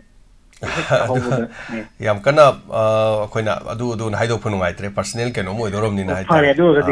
Yamba, a quasi a public uncle, or I doing Tagatin Babun, okay, no, that Magi Tamui, Wabadu Kondore, Waba Kitang Biko and Nebuko. Nani Tamoida, Yam Sakpa, Noaitava, Amakak, or Mogalizerum Bahabatare, Mukta di Pondoxage. And the Masama Mina do Kowi, do not do Kowiga Maka, Majade, San Panko, Puxabane, Masu, the Tabak Togzabanedo, sum warong na kiba kharadagi smai tawdan leire unagidre mapam paigide phone paigidre karim tawgidre kuisala bai tare sahi su yamakpa ado wajaba haiba tare du masu masaningol masu dum leijabada masaningol so ama Pranisori su isro da thabak tawi magi nupa du su isro da thabak tawi aduga mayamna khangbire khoigi tha lebak ta keno ta gi manipur gi yaw yen haiba chorchanpur da mayum mai sakhi bedo adugi Pranisori gi husband ni denako do punamak to hai tare anyway Pranisori gi father oibagi wani maga di mari leina de hai tare habiu tharak tare da ina yamba thamjaningina saigi scientist ama oiba je tarai bana te kukling khaba mine ba ko aduna thabak to chin banina simak babung na wajari bodo wakhan ta dre na khanjari bai chan pa babung na di wakhan ta dre lauri ne bo ko ada babung dagi am chan pa na khalli ba kai ba expect khale mon aduna babung da choidana no ma jangjera khini hai wa phang du mai thamjage yam hena ju pakat pi no matam ki da duga tawbagi di hajaba hai si manghan badi yati seng na da mama pa na yam na phatraga ju sangsari da mama pa mu hen ba ani suna thiba phangoi na hainari ne ba yam na toina ma haibi ba koi gi thira ga ju macha je ma gi di koi gi krishna ni haiba yam mani oi aduna Diamond TV gi channel dai abung ya wa ba du ko pi ro aduga icha nupa brother duna tabi bo oraga di adum no matra no madi adum call toraga ma pa ma cha gi nushina mari do mang haning ge hai tare yam ba khoi du jam thoi da mani aduga ga jo khoi na ka shu paisa tharu da ba taw de de gen taw de hybrid du yam nu ai ja da ba hai tare adu di kitang kan gi ba ma le ba duna madu amon mari do la po isanu nushina bari ma kra da kan hundong na ban ta yaro ba ko yam si ma tham ja ge aduga wa ba du kha ko pi ro hai dana aduga makha tarak ba yam ba ngarang si yam nungai gre in hai je jeng han je khoi gi santosh trophy humudra ga tare lak su bo gi sana bu je manipur se yam na phajana sana ram me sing final gi do aduga gawana aroi bada kri takchal laga hen ba minute ta thom gi hai tare ama hena ado akoi gi manipur di lei haure to igum sung ngarang se mu gawa ga services ka sana ba si services na dum kha hena phajana sana sanai gwa ju phajana sana sabon sana bu da do marai wa phiau bun na sana ba matam da ama wa ji ma san ta ne duna services na thangna na tare da ai di santo trophy je lo bu oi hai ta da hena nungai bu di se da manipur macha mu mai tin cha oi mari gi mai yaw yana hai nei jap sa na kana na du bong ti khang de aduga ai ni hena nungai ai na ai lei ai jo sinpham je da services ta ning na adugi nungai jom pokti hai ta yam toy re khoi group na toy re na nungai ba na de bon yang bodo khoi do bu sawale da minute tu khajik ta ngai kan da muk taw gi ba gi hai tare mama ngai da santosh trophy da manipur gi mai taw goa ga taw am legi adu hek ningsang gak tana ko adu ngak thok tang ngak tho ding hak tang du tam tang ngak tho chal ho dra di ne khal le go nung din ngai gi de do anyway so kai ba lai te adu gam na sang salak pani na hai ba tare ya mai thi ba ko de so habiu sana ba ji amana po ba do yam jak ta na le ho bo do mani adu mai na ngai je ta ba ni som da ju jam taw bu ne bom na ho ra po lo du lu chal le ba ko ji sana ba do ju mai he to bu je dum ha tang dai da ai bo da numi to yengam de no som da sinja mai 360 gi keng kap pi du ne ba ai live to nung dang ye ta yai sana ba gi wari kan e ri de so na nga ma do ai na so follow to bani na ba Facebook si kari yaw no yeng ye ajit to kap le ram sut to ai ma sin to ri na kari no thawai nungai te lenge ju ma mu kap sal le ram ye na khale ma su nungai man da ko live thar kap le ram asa yengam dre adi pungni do sondara do ba de makata bi da dun yam nungai gre santo trophy gi ngarang longna gi ba makhal matam magi sana ba matam da hai tare yam pachana sana gi si ma ju tham ja ke duga iro le vida koi gi khaba iram da manipur je ko yam ba india je ja ai ju fanan sat le do keng kan da noi manipur je rai le ge na mi ne he hang ne ko sta man da di hang de to pa school da ka tra ngang cái đấy nó hai cái này vậy chứ, đấy Manipur cái này gì, ham rồi mỗi giờ trong Nepal đấy nên là khăn rồi nè, cái gì Nepal này, ở đây là anh nó tham gia những cái picture làm đam Manipur đây là cái cha nó bị disiplia gì ngang hàng nào mà pan đã chắc là cái quang ngang cái nào tàu vậy, anh này là cái lắc chờ vắng không mong đây, ꯄꯥꯝꯖꯔꯨꯕꯒꯤꯕꯨꯗꯤ ꯑꯣꯏꯗꯣꯏꯅꯤ ꯑꯗꯩ ꯇꯧꯐꯝꯁꯨ ꯊꯣꯛꯄ ꯃꯩꯇꯩꯒꯤ ꯗ꯭ꯔꯦꯁꯇ ꯐꯅꯦꯛ ꯁꯦꯠꯂꯒ ꯃꯥꯅ ꯋꯥ ꯉꯥꯡꯕꯁꯦ ꯐꯅꯌꯥꯝ ꯌꯥꯝꯁꯜꯂꯛꯑꯦꯕ ꯑꯗ ꯌꯥꯝ ꯅꯨꯡꯉꯥꯏꯖꯕ ꯍꯥꯏꯇꯥꯔꯦ ꯃꯅꯤꯄꯨꯔꯗꯒꯤ ꯈꯛ ꯅꯠꯇꯅ ꯏꯟꯗꯤꯌꯥꯗ ꯁꯨꯝꯕ ꯖꯒꯥ ꯑꯃ ꯃꯅꯤꯄꯨꯔ ꯀꯧꯕ ꯂꯝ ꯑꯃ ꯂꯩꯔꯤ ꯍꯥꯏꯕꯁꯦ ꯏꯟꯗꯤꯌꯥꯗ ꯈꯪꯕꯤꯗ꯭ꯔꯤꯕ ꯁꯨꯃꯥꯏꯅ ꯃꯅꯤꯄꯨꯔ ꯈꯪꯗ꯭ꯔꯤ ꯁꯨꯃꯥꯏꯅ ꯃꯄꯥꯟꯗꯗꯤ ꯃꯅꯤꯄꯨꯔ ꯍꯥꯏꯁꯦ ꯐꯅꯌꯥꯝ ꯈꯪꯉꯤ ꯏꯟꯗꯤꯌꯥꯕꯨꯁꯨ ꯈꯪꯍꯜꯂꯦ ꯍꯥꯏꯇꯥꯔꯦ ꯑꯗꯨꯅ ꯃꯁꯤꯒꯤ ꯃꯥꯅ ꯂꯧꯔꯤꯕ ꯉꯁꯤꯒꯤ ꯏꯁꯤ ꯄ꯭ꯔꯤꯌꯥ ꯀꯥꯡꯖꯝꯅ ꯂꯧꯔꯤꯕ ꯊꯧꯗꯥꯡꯁꯦ ꯑꯁꯨꯛꯀꯤ ꯃꯇꯤꯛ ꯆꯥꯎꯋꯦꯅ ꯑꯩ ꯏꯆꯥꯅꯨꯄꯤꯗꯨꯕꯨꯁꯨ ꯊꯥꯒꯠꯆꯒꯦꯅ ꯇꯧꯕꯅꯤ ꯊꯥꯒꯠꯆꯔꯤ ꯌꯥꯝ ꯊꯦꯡꯛ ꯌꯨ ꯊꯥꯒꯠꯆꯔꯤ ꯊꯥꯒꯠꯅꯤꯡꯉꯥꯏ ꯌꯥꯝ ꯂꯩ ꯏꯁꯤ ꯄ꯭ꯔꯤꯌꯥꯒꯤ ꯑꯗꯨꯒ ꯑꯩꯈꯣꯏꯒꯤ ꯑꯄꯣꯛꯄꯤ ꯍꯥꯏꯇꯥꯔꯦ ꯃꯈꯣꯏꯅ ꯇꯧꯕꯗ ꯌꯥꯝꯅ ꯊꯥꯒꯠꯅꯤꯡꯉꯥꯏ ꯑꯣꯏꯕ ꯃꯐꯝ ꯖꯒꯥꯁꯨ ꯌꯥꯝ ꯂꯩ ꯍꯥꯏꯇꯥꯔꯦ ꯑꯗꯨꯅ ꯇꯧꯁꯅꯨ ꯑꯗꯨꯝ ꯑꯐꯕ ꯑꯗꯨꯝ ꯌꯥꯏꯐꯕ ꯑꯣꯏꯁꯅꯨ ꯍꯥꯟꯅ ꯃꯅꯤꯄꯨꯔꯗ ꯌꯦꯡꯉꯝꯕ ꯃꯤꯌꯥꯝ ꯄꯨꯝꯅꯃꯛꯅ ꯌꯦꯡꯉꯝꯕ ꯃꯅꯤꯄꯨꯔ ꯀꯥꯏ ꯂꯩ ꯃꯅꯤꯄꯨꯔ ꯃꯅꯤꯄꯨꯔ ꯀꯥꯏꯗꯅꯣ ꯀꯥꯏꯅ ꯇꯧꯕꯗꯣ ꯌꯥꯝ ꯁꯥꯎꯅꯤꯡꯉꯝꯕꯅꯤ ꯍꯧꯖꯤꯛꯇꯤ ꯑꯗꯨꯒꯨꯝꯕꯒꯤ ꯀꯩꯅꯣꯁꯤ ꯍꯥꯏꯇꯥꯔꯦ ꯀ꯭ꯔꯥꯏꯁꯤꯁꯁꯤꯗꯒꯤꯗꯤ ꯍꯟꯗꯛꯇꯤ ꯌꯥꯝꯅ ꯑꯩꯈꯣꯏ ꯀꯩꯅꯣꯁꯤꯗꯒꯤ ꯀꯥꯡꯂꯨꯞꯀꯤ ꯏꯔꯥꯡ ꯍꯥꯏꯇꯥꯔꯦꯀꯣ ꯁꯤꯗꯒꯤ ꯍꯦꯟꯅ ꯈꯪꯕꯗꯤ ꯃꯩꯇꯩ ꯀꯔꯤꯅꯣ ꯍꯥꯏꯕꯁꯦ ꯃꯄꯥꯟ ꯂꯝꯗ ꯃꯩꯇꯩ ꯍꯥꯏꯁꯤꯅ ꯀꯥꯡꯂꯨꯞ ꯑꯃ ꯀꯔꯝꯕꯅꯣ ꯀꯥꯏꯅ ꯅꯥꯒꯥ ꯍꯥꯏꯁꯤꯅ ꯀꯔꯝꯕꯅꯣ ꯀꯨꯀꯤ ꯍꯥꯏꯁꯤನ ꯀꯔꯝꯕꯅꯣ ꯀꯥꯏꯅ ꯃꯌꯥꯝꯅ ꯅꯩꯅꯕꯕꯨ ꯍꯧꯔꯕꯅꯤ ꯍꯧꯖꯤꯛꯀꯥꯟꯗꯤ ꯌꯥꯝꯅ ꯍꯥꯟꯅꯗꯒꯤ ꯍꯥꯏꯇꯥꯔꯦ ꯈꯪꯉꯝꯗꯕꯗꯨ ꯈꯔꯗꯤ ꯑꯗꯨꯝ ꯈꯪꯕ ꯍꯦꯜꯂꯦ ꯑꯗꯨꯒ ꯑꯣꯏꯔꯛꯂꯤꯕ ꯃꯑꯣꯡ ꯃꯇꯧ ꯃꯍꯩ ꯃꯁꯤꯡ ꯇꯝꯕ ꯆꯠꯅꯔꯤꯕ ꯈꯣꯠꯂꯤꯕ ꯑꯗꯨꯒ ꯃꯐꯝ ꯀꯌꯥꯃꯔꯨꯝ ꯀꯜꯂꯤꯕꯁꯤꯡ ꯑꯁꯤꯅ ꯃꯔꯝ ꯑꯣꯏꯔꯀꯥꯟꯗ ꯃꯅꯤꯄꯨꯔꯕꯨ ꯃꯁꯛꯇꯤ ꯑꯗꯨꯝ ꯐꯅꯌꯥꯝꯗꯤ ꯑꯗꯨꯝ ꯈꯪꯕ ꯍꯧꯔꯕꯅꯤ ꯌꯥꯝ ꯅꯨꯡꯉꯥꯏꯖꯩꯗꯤ ꯑꯇꯣꯞꯄ ꯁꯦꯂꯦꯕ꯭ꯔꯤꯇꯤꯁꯤꯡ ꯁ꯭ꯄꯣꯔꯠ ꯄꯔꯁꯣꯅꯦꯂꯤꯇꯤꯁ ꯑꯗꯨꯒ ꯄꯣꯂꯤꯇꯤꯀꯦꯜꯒꯤ ꯂꯩꯔꯤꯕ ꯃꯌꯥꯝꯁꯤꯡꯅꯒ ꯀꯔꯤ ꯍꯥꯏꯇꯥꯔꯦ ꯃꯅꯤꯄꯨꯔꯒꯤꯗꯃꯛꯇ ꯋꯥ ꯉꯥꯡꯉꯨ ꯃꯅꯤꯄꯨꯔꯒꯤꯗꯃꯛꯇ ꯀꯩꯅꯣ ꯇꯧ ꯀꯥꯏꯅꯀꯣ ꯃꯌꯥꯝꯁꯨ ꯑꯗꯨꯝ ꯈꯪꯕꯤꯔꯒ ꯉꯁꯤ ꯉꯔꯥꯡꯗꯒꯤ ꯃꯃꯥꯡꯗ ꯄ꯭ꯔꯀꯥꯁ ꯑꯩꯈꯣꯏꯒꯤ ꯕꯦꯠ ꯀꯌꯥꯝ ꯁꯥꯕ ꯁꯥꯎꯠ ꯏꯟꯗꯤꯌꯟꯒꯤ ꯕꯦꯠ ꯁꯥꯕꯗꯨꯅꯒ ꯉꯔꯥꯡ ꯅꯍꯥꯟ ꯑꯩꯈꯣꯏ ꯔꯦꯜꯋꯦꯒꯤ ꯀꯩꯅꯣꯃ ꯁꯪꯒꯥꯕꯒꯤ ꯍꯥꯏꯕ ꯇꯥꯔꯦ ꯃꯗꯨꯒꯤ ꯁꯪꯒꯥꯕꯒꯤ ꯚꯣꯄꯥꯜꯒꯤ ꯊꯧꯔꯝꯗꯨ ꯅꯍꯥꯛꯀꯤ ꯅꯊꯧ ꯅꯠꯇꯦ ꯃꯗꯨ ꯔꯦꯜꯋꯦ ꯃꯥꯁꯇꯔꯅ ꯐ꯭ꯂꯦꯛ ꯑꯣꯐ ꯇꯧꯒꯗꯕꯅꯤ ꯃꯗꯨ ꯅꯪꯒꯤ ꯅꯊꯧ ꯅꯠꯇꯦ so please go to Manipur and speak सम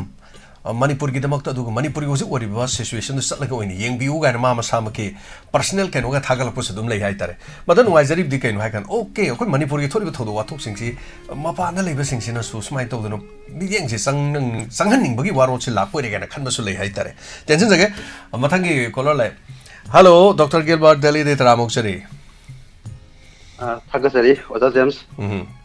ꯑꯩꯁꯦ ꯉꯍꯥꯟꯒꯤ ꯋꯥꯠꯍꯧꯕ ꯇꯣꯄꯤꯛꯇꯣ ꯑꯩ ꯄꯨꯈꯠꯆꯒꯦꯅ ꯈꯟꯕꯅꯦ ꯑꯗꯣ ꯑꯩ ꯄꯨꯈꯠꯆꯔꯔꯣꯏꯒꯦ ꯃꯔꯝꯗꯤ ꯈꯔ ꯑꯗꯨꯝ ꯁꯥꯡꯒꯗꯕꯁꯨ ꯌꯥꯎꯔꯦ ꯑꯗꯨꯅ ꯃꯇꯝꯁꯦ ꯑꯩꯅ ꯂꯣꯏ ꯂꯧꯈꯤꯕ ꯇꯥꯔꯦ ꯑꯗꯨ ꯅꯨꯡꯉꯥꯏꯖꯗ꯭ꯔꯦ ꯃꯌꯥꯝꯗꯁꯨ ꯈꯔ ꯆꯥꯟꯁ ꯄꯤꯖꯅꯤꯡꯕ ꯍꯥꯏꯇꯥꯔꯦ ꯑꯗꯣ ꯑꯩ ꯃꯇꯝ ꯑꯃ ꯑꯩ ꯂꯦꯞꯄꯒ ꯍꯥꯏꯕ ꯇꯥꯔꯦ ꯑꯩꯒꯤ ꯁꯦꯗꯨꯜꯁꯦ ꯈꯔ ꯂꯩꯔꯤ ꯍꯧꯖꯤꯛꯁꯦ ꯑꯗꯒꯤ ꯍꯦꯜꯊ ꯀꯟꯗꯤꯁꯟꯁꯨ ꯈꯔ ꯅꯨꯡꯉꯥꯏꯇꯕ ꯑꯗꯨꯅ ꯁꯦꯗꯨꯜ ꯁꯦꯝꯃꯀꯥꯟꯗ ꯑꯩ ꯃꯌꯥꯝꯒ ꯗꯤꯁꯀꯁꯟ ꯇꯧꯕ ꯌꯥꯅꯉꯥꯏꯒꯤ ꯑꯩ ꯄ꯭ꯔꯣꯒ꯭ꯔꯥꯝ ꯁꯤꯟꯖꯔꯛꯀꯦ ꯍꯥꯏꯕꯁꯤꯃ ꯑꯩ ꯊꯝꯖꯒꯦ ꯇꯔꯥꯝ ꯂꯧꯖꯒꯦ ꯑꯩꯈꯣꯏꯅ ꯑꯗꯨꯝ ꯁꯤꯟꯖꯔꯛꯀꯦ ꯑꯗꯨꯝ ꯍꯥꯏꯕꯤꯌꯨ ꯑꯗꯨꯝ ꯌꯦꯛꯀꯦ ꯊꯦꯡꯛ ꯌꯨ ꯑꯗꯨꯒ ꯑꯩꯅ ꯉꯁꯤ ꯊꯝꯖꯅꯤꯡꯉꯤꯁꯦ ꯉꯁꯤꯒꯤ ꯀꯣꯂꯔ ꯃꯌꯥꯝꯅ ꯄꯨꯈꯠꯄꯤꯔꯛꯂꯤꯕ ꯋꯥꯐꯝ ꯃꯌꯥꯝꯁꯦ ꯐꯖꯕ ꯌꯥꯝ ꯏꯟꯇꯔꯦꯁꯇꯤꯡ ꯑꯣꯏꯕꯁꯨ ꯌꯥꯎꯏ ꯑꯗꯒꯤ ngasi nong nini ki mamang dagi mayam na thampir ko mayam se aila sum tajar ka ngasi je wakalam ju khalle ado aina haining ba amba ka le ngasi je kailo de akoi gi USA da hai tare akoi gi 30 second oi ba akoi gi pregnant Roosevelt kan was president oi binam sin hayam bam le akoi na youth mayam se akoi gi hayeng akoi gi kari haini kanogi da makta akoi tungi da makta akoi youth sing je semba dingam de to bu to igum sung youth sing je akoi gi future gi da makta di semba ngam bi haiba wai phasaba ma haibiram ne bai tare man ado akoi na aina punna laksaning ji aina thamjaning ji kaina hai matam da akoi gi ngasi gi youth mayam sina hayeng gi da makta criminal oiba taragadi kanana dai to oigani haiba question ba hang ithanda hang hai tare da akoi laibak si gi phibam se kamdau godori admai to taragadi ano masi se sengdok pham ju thok de isa na aikoina akoi responsible oiba citizen ama oina khangpam to e mamdi akoi gi culturally diverse country asida akoi si adumok akoi gi hug akoi gi identity je adum ngang na satham to e haiba jima ai thamjaninge akoi gi society ading school adigi yum kaya asida itare masi akoi mieng sangpam thokpra haiba gi wahang ama leijai mamdi akoi gi ngasi gi miyam na hangnari ba good academic achievement leiraga prosperous country ama oibara haiba leiba adigi good literacy na good job phangi maduna good achievement good development lei haiba ma mayam toina haile masi ai counter tawjai ai goin je kaino hai ta adi koi gi good job good education leiraga leibak sida moral karino khangdraba civilized oi youth leitrakanda kadai wai deno ba khoi sakot pa hai doise ti question jima leiba ada akoi gi materialistic development na akoi gi shanti purakpra adi madun apunba amadi nungsinaba oibra marusu oideba koina yengseba limit khuding gi news channel kaya da minor girls adolescent kaya ma rape ki pautai adagi adolescent kaya ama suicide tawi adi sahida bai thahida ba sinjak sabagi rate adum wangi haiba tare adagi akoi leibak sida women empowerment ki wangang na ringai sida akoi nupi odi kaya namu lo je khutta par ga taw haida ba kaya tawba leibak sigi mafang kaya da thokpa thogdo wa thok kaya ama akoi na dum taptana tai haiba tare soiri ba se kadai wai do ma se yengsin bam thoi haiba tare ko aduna university ki akoi ki kari haini students kaya na su kaya akoi ki makoi ki parents je hala ga sen ki ba yauri mafang kaya da hosi hosi bok thoi hai tare masida takli se aikoi se immoral oiba kaya ama leiri maram di society asida afaba kaya tamsangada ba tawgada ba wali haiba de ba sina ta ibase adi ngasi ki society asida youth kaya depression na so only adi masida parents teachers kaya sina asigumba da wakal thanfam ko ina ai thamjaningi anda mama mapa ki barakta so akoi ki conflict leibana angang singta moral disaster to holibadi adi parents da akoi ki division mai ki contradiction leiba matam da masa singse drug ki lambi da khongjarak ba suicide adagi sumaina torko mayam se yaw da banate na ai thamjaningi haiba tare aduna angang singda moral leitre akoi da tatana hairaga akoi da di moral development se leina da kari initiative lokhat le haiba se akoi hangpam thoktabra asi mai thamjaningi ana athiba wahina youth mayam da saibaki mahutta makhoi bu takpi ba sange ba ade haijaning badi afaba lambi da pubi ga da ba afaba leader builder mathau tai lusing ba hai ba si role model ya koi mayam da loi hainari hai tare koi ki youth hai ba si young stage da hai tare koi self exhibition da ba adum incline toroga satpani aduna afaba poktak afaba lambi takpi ba matam da follow tawoi da ba se kanam da leiroi ba ismai thamjaning aduna leaders ki morality magi yumdugi yumbu haibata yumbu remba society asina makoi bu afaba lambi da pupi ga da youth mayam se aduna moral mangla pagi matang se yana thi marui ba adum se akoi emergent train ama oina koi maleng gi oina su leidi ban hai tar si question se aduna moral haiba se akoi da wahi khakana adum hoi se ngai rai ba tare mayam se ngang na pam tam da aduna morality na fasaba moral leita gam da leiba matam da mioi khudimaki individual gi right judgment same do ini maduna akoi gi miyam sida acceptable oiba behavior su oidu ni aduna moral value hantar pagi lambi se kaya ma de lei aduna ai kitang da aina haijaning ko se kamaina akoi education system se yarakta ba adi mama mapa singi magi masa singu parenting role se sisma mong tarakta ba adi mass media gi influence modernization economic socio economic status discrimination self exhibition adagi kwai maroi ba dati policies suba mayam se naina ba yain ai thamjaning hai tarai wa khalon da aduna afaba lambi da chalagadi youth singgi power asina nation namagi driving force oi de bani adubu haujikan se youth singgi moral asi adversely ai haijaning ba se different akoi immoral activities ke ada dabak divert tawi aduna machine present situation asi khatan da bi da hai ba tare future generation civilization su adabang stimulate or kadori bani aduna akoi masi yam imperative oi loina na malem sida peace harmony lehen bai ba se mioi kutingi thogdang ni aduna asigumba akoi ki crucial problem asigi solution je putholaga streamline to bagi matam do oire na ai thamjaningi aduna lakadaba generation phange phaloi ngasi gi akoi gi miyam da youth sing da leire aduna hairiba mayam sina akoi gi phataba thabak tawre haurakadaba angang singsu aduma matung inba ta bani aduna universe asida leiriba aina thamjani ba se akoi gi numit tha thawa misa makoi gi khongchat adubak lei aduna amana amada ka su yesan na de adubu akoi mioi badi kadai ngai ba question lei afabadi mataw tamse wakhal ta da angang din lamjing ba ama change ano youth mayam su mathak thongban takpi riba kaya do akoi infam to e asaba maida songchil lagadi maiwai rakani khangli ba wakhal duna fattaba lambi da khongda ba haiba se mangja ba tongja ba mase akoi khuding na khangpham to haiba se ba thamjage aduna khuding makse schooling da lei schooling da moral ethics compulsory oina tambiba ma phagani aduna society asida leiriba asoiba mayam si root out togiraga apagi policy fazana frame tawraga solve tobigadabne anu quite important oi basi kanano haiba matade akoi imung gi mama mapa ne haiba sima ai si jitang haijaraga ai tension jage oda jams tagachari doctor phasaba wafam sing asigi thambira masigi thank you anana tagachai mathangi kola da khudong saba mo bizari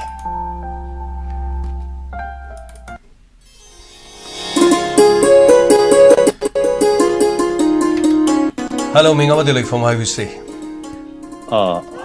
hello lamphendagi gojen taram nokchari ra jagojen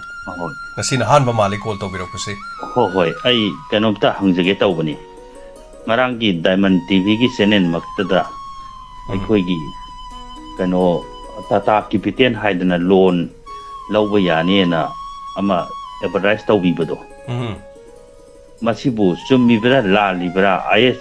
is kom da su happy jit adegi kano da su atai tai keban atai tai da su yawi sibu kamai to bujano ta hangen tawjarakun karam bagi loan lo bagi haba koi ki tata ki piten haidan ngarang ama yawbudo masi ma de ngonda oza knowledge ngonda de pe leitre loan lo bagi matang tata capital lo bagi se ai ketang ni sang ba thok tre ngonda de oza diamond tv da su ngarang adum yaw nga sigi di yaw gre is kom da su yaw ba oho atai tai channel da su yaw ba oho sibu sumibra la libra di local channel sing da hapani na sumam du su man ba hoi akoi is kom ge te da hapadu ba adum so ina ai hapet udri hai tare madu gi maram do za ate kari gum bai knowledge tere ge de do mai haijara ke oza do juma ki hoza gi number so sep to jare ade ai kari gum lai de dum haijara ke oza hoji bogi de information ingonda khajik tang lai bo wale oza ho hoi awana tarabani na I leibak si irang sida adumaina adumba ma taropadu madu hoi asum boraga di apply tawjage khojage na khanjaba ozai khonjen je lila phalaga drama ga yawbada ga ampja dong male khonjen jam phajagre do zai bakta takpi ozai khonjen je lila ga drama ga to ya ba khonjen ne ai tai tajabada lum laur ge tholei mayam na su ahan ba caller ni na mayam su live streaming de ozai khonjen je thagat piri yam ngai je za do atopo wafam kari kari habini bale ge sine loira bro ai se amaktaga phongdok sage na tapiyo hojik lairiba laipak sigi irang sida lairiba government sina handaki tha sigi manungda or mathangi tha da haidana deadline ama tawraga waroi sinama porakani haibagi thawai hakchang yauna adumagi wafam ma fix tawdaba aduna langphang is kanona central government na madu army thara ine helicopter pire ine madugi semna ba tawra ine haidana adum wakoi sudana laithokpa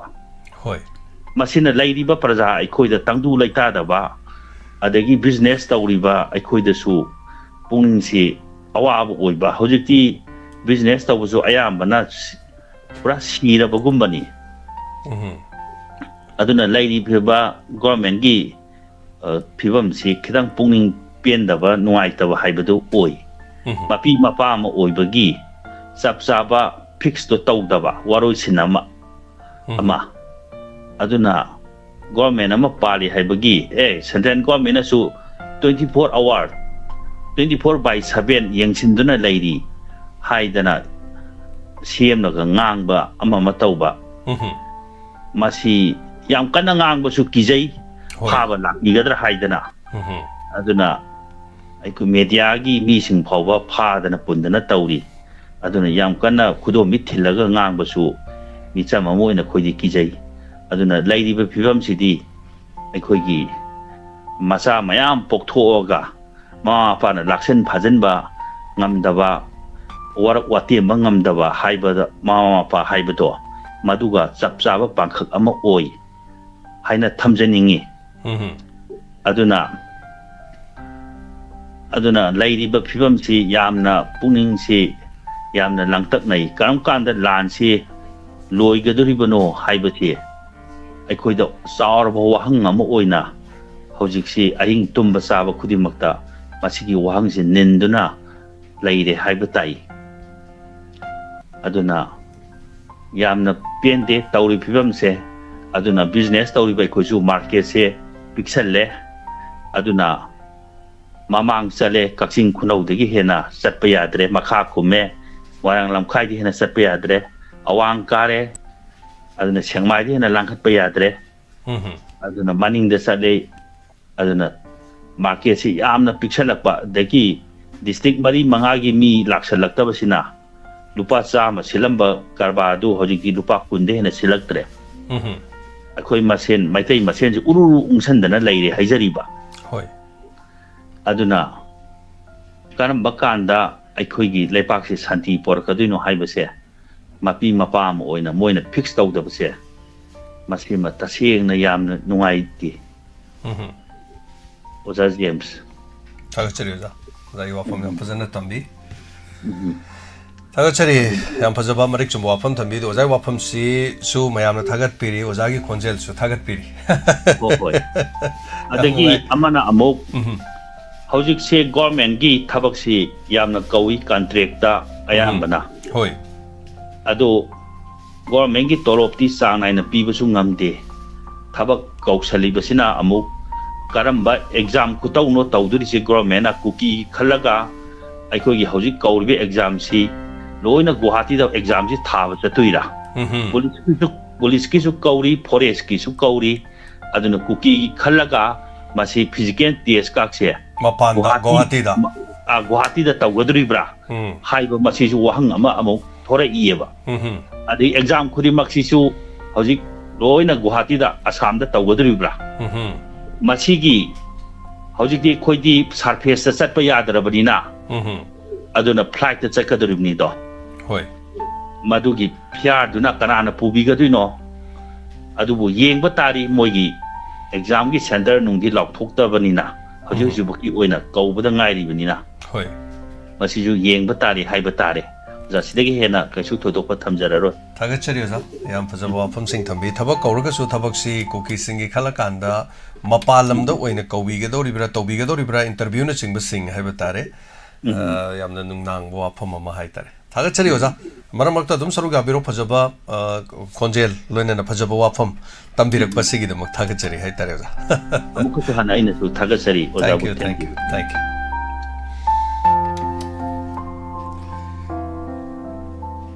Logre, hꯧzik kari ai dono khangdi lu ba se thono lo ra ne dunga sing rang se election gi mami im khak chaung na dum laksale election gi mami sne kari la ka doi no koi dana houzik am no mi pai ba lei election na pono mana thaire sat na ya ga dori bra sine maya ma ha ba de election lak ta laksun no le ra me do election taw ne ha ba do maya mai bel sing shu dum election gi mami ko kan tari na inspector te ai gan hana dum hai kari gi no tori du bo ga ngarang ga hai na ri bo kholi Hauxi lauge there will I have a one year to like the Harrow the Suyaina. The Lebaki the Motorabani, Lebaki the Motochil, and Iram, Sig the Motorabani, had my arm, the Toga put Tagadagata. Sana Lebana, Yaifare Imalibana, Yaifare, and a loud lord, or some I've been some Punsan Basum Hingle program to believe. The same with the Carino, Jimam, Quipunama, Quick Hungry Matongo Tari, Quick was a Carito, yes. Howzik situation karito yes gamno maje ngasai call to biram bai now gobin ai koi gi diamond donors ki enmeni amaroi ba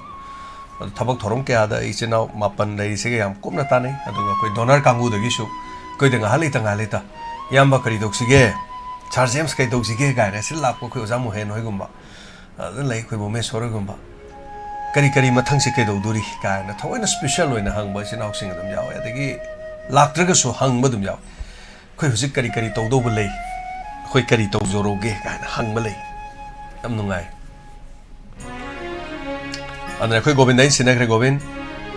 Kang to pidu khara hoje loksal lo. Bod khara ma loksal asi ngarang nahan ge haire pakangu tu da mu pirasi. Masini. Husik tawrsi. Andra koi gidi lan loidri. So lan si is not over. Husik si dun thengna batari to do ya hiro. And the election so tawda ba ade dum tawni an hairi koina thingu ngam sunat Risk Naurem thank you so much SKTV mun waina tapirakpa buffering tawda ba haitare net kitang nungai ga de Risk Naurem yam nungai bani mayek am sing bani keno yeng ba ganda mathak to thak yeng biro da phaidok piro ba ko phaidok piro ga mung yeng biyo mayam soidna ma Play Store da chang biro SKTV do mayam yaw bani S to chobi biro K chobi biro TV biro kitang gap am lera ga Manipur na ma hapiyo SKTV Manipur do na tardiga deko SKTV do mayam yaw bani aduna SKTV mayam do thudona atai do dinu ngai tre haitare aduna SKTV download to view akhoi gi thorom se karim ta tat na haitare streaming YouTube ta tat lidena go YouTube ta thorom mam lore tat lidena hoseki SKTV da di tat loyo adum continue akhoi TV sta thari ba chang se sidai da dum lakani aduna madu matang su mayam na SKTV download to view 타가처리 하나 Hello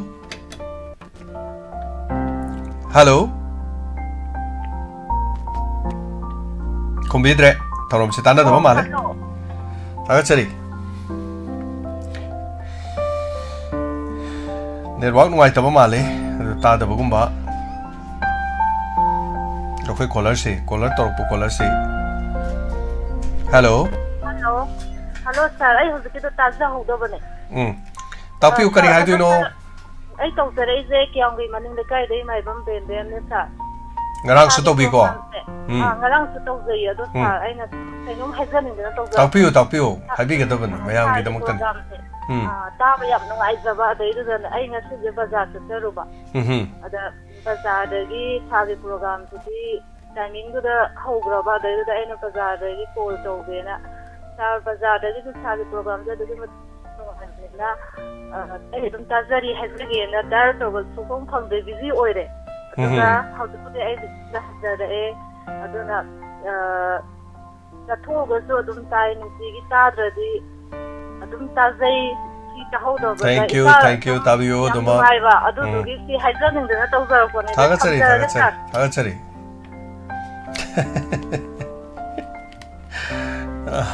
Kola se mai di thorom tari lo re se ma ai chimpa puro kola. Sound tadre sound yadre ji chumbi bro sound yadabra ne me sound tadre ji bo. Hello. Taram lok sare madam Santi. Chào thác sari kai thune sari ta bi ro nang pusu. Char ngasi di topic se pabung hai gadra. Hoi. Hala ma ihana ba to biram ba to. Taro ba yam ngai tre yam nung sire wari to. Hoi sei sida. Marai bok suthi bai tare madam machanu pi ma medical si keno do leiram mini. Adu profession medical keno sida. Adu mayum palor macha hunto maga machanu pi si lekhidram ne. Yam ngai ta bai tare yung ko adu gi mar hunto ma macha du mumai machanu pi mu yu og le ne mayum palaro hai sini mung si yung bi leire de no ko ni moi ningon manga da. Ade moi matik suma sa sing se dum cha ba do jik prani sori hadu su isro da thabak to ba adi machanu pa du su to ba yum bi ko mathang imung se leise doctor am su yaw ba the family do yam kan mani hona ba asnga gi farm to da kai gi to da ne yam to ne ai ga di yam kuina punjar e ba na hawa adu da ne aina khangu dra bang hak tang da dai da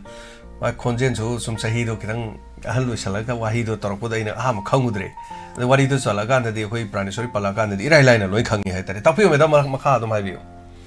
Chana so mamangi koki langi de mai ja ko yaw extra jale bi bo jike edam parmeswar gi wari sei sa ko yaw mina ko ke do ko so mamangi ko tambi na ta ja ham nungai te so babung du gi sona to to ba ha du ni dum punsan jar ko oi ba na ko lai kharmina ba ha du ni mani ma ado aina madu tara ko yam nungai ta bam na ai ni ngasi sa da ing haira restaurant khalam bane du phongdong ni ma khak phongdong ni ai yam nungai ta ba ko se sida yam kan han na te central service da army oram bane ko ke central service gi de sahi ji yam chang na to da bu gi litiar di ora ba ado ma je ko family se ma sa ma gi pi si ga ma se ga hona ba yam kan ba se ma se masa sing sigi da mokten haida laile su tambai kai do bai khogi marup se machin tare ni pang ma je sum yaw chang yam nai je yam hona bu kan je bai ta kari hai gi da gi marup sigi thawai yam yaw je hona bu kan je bu gi ni ko adu kan to ra ge bu khogi ma gi ni pi se kan na na re sahi yam bu gi na te ko hai je bu wari che dai da masa sing ni na thawai bi rak ta bu de gi laing ji ya de hai da na waro bu de gi mai ni pi na pham se na le ho ga ma se suicide to gi ehe aduga magi nupi sino mo magi asti yoduni da mu si ko ni mo se mai to don legi de ma sa sin sina mama pa na ji kain haijeri ba yang na mo ki ma pang gi soi da na yang thawai yang no na je ba han hona ba yang pan je ba do ma sa sin da mirai bi ra ko da gi waro bu hela ko do bang na jugum ba tho ning da ba tho do se sum tho ko se dum tam bang ba na ti na hiding is hard idea. Okay, jadi semua masa sih marup sih masa mapa mama sih orang yang tahu nada kau tahu na tahu apa orang macam tu dia makoi foto marup kaya hingauri kaya lehauri yang loi dah cokil pona asal yang tahu nada kau tahu macam makau sih amaga tu itai sana ya dah betul na lady sih semua orang yang dah betul sini mana makoi dia but nada na Amitabh Bachchan की फसा film में ले बसा part 1 2 ba yeng ba ngam da bane sa sigum ba se thokla khini thola ko jo ko yi इरमदम कक्की नतनसु मपालमदसु कइदसु लोइन थेंगनाबो ngaktani mama mapana honarapase masa singsina kaya khangbi se watpadona sum tawi sa sugumba se pokingda lungaite handak ki chahi 2024 gi da ina handak khabar da pabada yam nungai tabam khok thoke me dang gi wari da ge kitang hapchan jauge adai da smai tobuni nupa se ahan haitare ko ma se hi humphumari manga sujaraba masa masu ke loi leba mas masa ningo nupa kari kari loi leijaba da mai gi loina bisi mamang se hida lekhidaba mai gi nupi sigi loina bisi gi phiroi numitse phajana thorom pang tho me aduga phiroi loiraga thongan da tapna tholaga aikhoi gi moi ge dai da thong ama leiba jani ada thodok se ai subject mafam do ai puradi kaure aduga koi kawa manung lom changsalare muningom thongja saidra khangde sai khara sakhalaga khangde khabar de or khibani almasi thong do adu digi ꯃꯤꯁꯤꯡꯁꯨ ꯅꯤꯡꯊꯤꯅꯨꯡꯉꯥꯏ ꯂꯩꯇꯕ ꯍꯥꯏꯇꯥꯔꯦ ꯑꯗꯣ ꯊꯣꯡꯗꯨꯒꯤ ꯃꯈꯥꯗ ꯃꯥꯏ ꯅꯨꯄꯤꯗꯨꯒꯤ ꯐꯤꯔꯣꯏ ꯂꯣꯏꯔꯒ ꯊꯣꯡꯗꯨꯒꯤ ꯃꯊꯛꯇꯨꯒꯤ ꯃꯈꯥꯗ ꯅꯨꯡ ꯃꯔꯛꯇ ꯆꯣꯡꯊꯔꯒ ꯁꯤꯕꯒꯤ ꯄꯥꯎ ꯑꯃꯈꯛ ꯌꯥꯎꯔꯛꯈꯤ ꯑꯗꯨ ꯃꯈꯥ ꯇꯥꯕ ꯄꯥꯎꯗꯨ ꯌꯥꯎꯔꯛꯈꯤꯗꯕ ꯑꯩꯅ ꯑꯃꯨꯛ ꯑꯩꯒꯤ ꯏꯊꯟꯗ ꯃꯥꯏ ꯄꯥꯎꯗꯨ ꯇꯥꯖꯕꯗ ꯃꯥꯅ ꯅꯍꯥꯟꯒꯩ ꯉꯥꯏꯔꯤꯁꯦ ꯃꯥꯒꯤ ꯂꯣꯏꯅꯕꯤ ꯂꯩꯇꯕ ꯅꯨꯃꯤꯠ ꯉꯥꯏꯕ ꯐꯤꯔꯣꯏꯁꯤꯗꯪ ꯇꯧꯔꯝꯃꯒ ꯑꯩ ꯁꯤꯔꯒꯦ ꯀꯣ ꯈꯟꯕ ꯑꯗꯨ ꯃꯥꯅ ꯈꯜꯂꯤꯁꯦ ꯃꯥꯒꯤ ꯂꯣꯏꯅꯕꯤꯕꯨ ꯌꯥꯝꯅ ꯅꯨꯡꯁꯤꯖꯕꯒꯤ ꯑꯗꯨꯗ ꯁꯤꯕ ꯃꯥꯟꯗꯕ ꯍꯥꯏꯇꯥꯔꯦ ꯃꯥꯒꯤ ꯀꯔꯤ ꯍꯥꯏꯇꯥꯔꯦꯀꯣ ꯏꯃꯨꯡ ꯃꯅꯨꯡꯗ ꯃꯥꯒꯤ ꯄꯦꯟꯗꯕ ꯃꯌꯥꯝ ꯑꯃ ꯂꯩꯔꯝꯗꯧ ꯃꯥꯟꯕ ꯍꯥꯏꯇꯥꯔꯦ ꯋꯥꯔꯤꯗꯤ ꯈꯕꯔꯗꯁꯨ ꯌꯥꯎꯔꯛꯈꯤꯗ꯭ꯔꯦ ꯃꯈꯥꯗꯤ ꯑꯗ ꯑꯩꯅ ꯄꯥꯎꯗꯨ ꯇꯥꯖꯕꯗ ꯑꯁ ꯑꯣꯟꯊꯣꯛꯄꯅꯤꯗꯅ ꯊꯃꯣꯏꯗ ꯁꯣꯛ ꯑꯣꯏꯈꯤ ꯑꯗꯨꯅ ꯍꯧꯖꯤꯛ ꯃꯦꯗꯝꯒꯤ ꯋꯥꯐꯝꯗꯨꯁꯨ ꯍꯥꯏꯇꯥꯔꯦ ꯃꯈꯥ ꯇꯥꯕꯤꯌꯨ ꯑꯇꯩ ꯀꯔꯤ ꯀꯔꯤ ꯆꯤꯊꯕ ꯂꯩꯕꯤꯔꯤ ꯁꯥꯔ ꯍꯧꯖꯤꯛꯀꯤ ꯋꯥꯔꯤ ꯄꯨꯝꯅꯃꯛꯇ ꯆꯨꯝꯃꯦ ꯃꯀꯣꯟꯗ ꯄꯦꯟꯗꯕ ꯑꯩꯉꯣꯟꯗ ꯂꯤꯊꯣꯛꯄꯁꯨ ꯀꯩꯅꯣ ꯇꯧꯗꯕ ꯄꯦꯔꯦꯟꯁ ꯃꯌꯥꯝ ꯃꯃꯥ ꯃꯄꯥ ꯀꯌꯥ ꯌꯥꯝꯅ ꯂꯩꯔꯤ ꯄꯣꯠꯅꯤ ꯁꯥꯔ ꯃꯆꯥ ꯏꯖꯠ ꯌꯣꯟꯅꯤꯡꯗꯕ ꯍꯥꯏꯇꯥꯔꯦꯅꯦ ꯃꯆꯥꯁꯤꯡꯒꯤꯗꯃꯛꯇꯗꯤ ꯏꯖꯠꯁꯦ ꯑꯗꯨꯝ ꯀꯜꯂ ꯊꯝꯅꯤꯡꯕ ꯃꯆꯥ ꯑꯣꯏꯕꯁꯤꯡꯁꯤꯅꯗꯤ ꯀꯩꯁꯨ ꯈꯟꯗꯕ ꯌꯥꯝ ꯇꯧꯏ ꯁꯥꯔꯁꯤ ꯑꯗꯩꯗꯤ ꯃꯃꯥ ꯃꯄꯥꯁꯨ ꯑꯩꯈꯣꯏꯒꯤ ꯃꯆꯥ ꯈꯔ ꯁꯣꯠꯊꯕꯁꯤꯃꯒꯤꯗꯤ ꯁꯨꯝ ꯍꯥꯀꯟꯁꯦ ꯁꯨꯝ ꯈꯖꯤꯛ ꯈꯖꯤꯛ ꯁꯨꯝ ꯆꯪꯕꯗꯧꯅꯁꯨ ꯎꯕꯁꯨ ꯃꯆꯥ ꯑꯇꯩ ꯑꯇꯣꯞꯄꯅꯁꯨ ꯈꯟꯗꯕꯁꯨ ꯅꯠꯇꯦ ꯁꯤꯒꯨꯝꯕꯁꯤꯁꯨ ꯑꯗꯨꯝ ꯂꯩꯔꯤ ꯄꯣꯠꯅꯤ ꯑꯗꯨꯝ ꯏꯊꯦꯡꯗ ꯊꯦꯡꯅꯕ ꯁꯣꯏꯗ ꯁꯣꯏꯅꯕ ꯁꯨꯝ ꯉꯥꯛꯊꯣꯛ ꯉꯥꯛꯁꯤꯟ ꯈꯔ ꯇꯧꯅꯗ꯭ꯔꯒꯗꯤ ꯃꯆꯥ ꯑꯣꯏꯕꯗꯨꯅꯁꯨ ꯈꯔ ꯀꯟꯗ꯭ꯔꯒꯗꯤ ꯃꯃꯥ ꯃꯄꯥꯁꯤꯗ ꯋꯥꯔꯧꯗꯅ ꯃꯨꯛꯇꯅ ꯁꯨꯝ ꯂꯩꯕꯁꯤꯁꯨ ꯑꯐꯕ ꯁꯨꯝ ꯑꯣꯏꯒꯠꯂꯛꯇ꯭ꯔꯀꯥꯟꯗ ꯅꯤꯡꯉꯝꯗꯕ ꯍꯥꯏꯕꯗꯣ ꯁꯨꯝ ꯊꯣꯛꯂꯛꯀꯅꯤ ꯑꯗꯨ ꯁꯤꯝꯇꯪ ꯊꯝꯖꯒꯦ ꯁꯥꯔ ꯊꯥꯒꯠꯆꯔꯤ ꯃꯦꯗꯝ ꯊꯥꯒꯠꯆꯔꯤ ꯁꯥꯔꯕꯨ ꯊꯧꯔꯝ ꯁꯔꯨꯛ ꯌꯥꯕꯤꯔꯛꯄꯁꯤꯒꯤ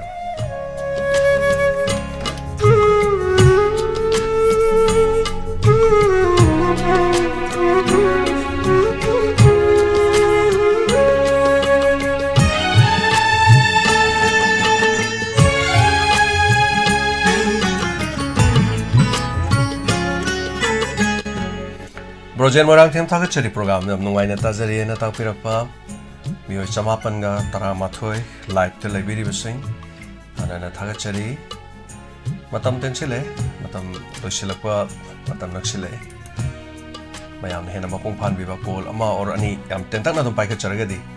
adu phawgi kodong sabdu leijari ngasigi thorom soidena saru yabiu nungtin pung ahum taba matam सिदैदा थमजरिबा थौरम टैलेंट हंट इसा इसादा लेजबा सिंगु थोकना नबगे तंजान सोइदना मकी सरुग याबियु अदुगा टैलेंट यामना हेना का हेना लेबा अमा मगी वानते अदुगा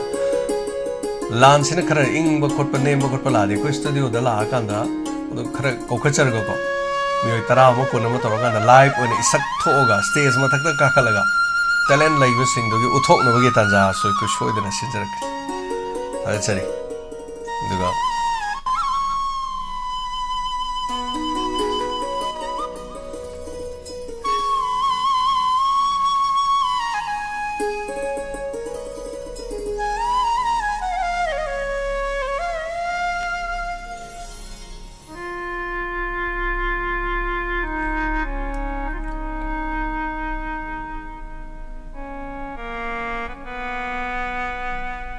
कॉल तो बिरा में तो कॉल से तट करे हेलो हेलो अदर की खोजन है ओ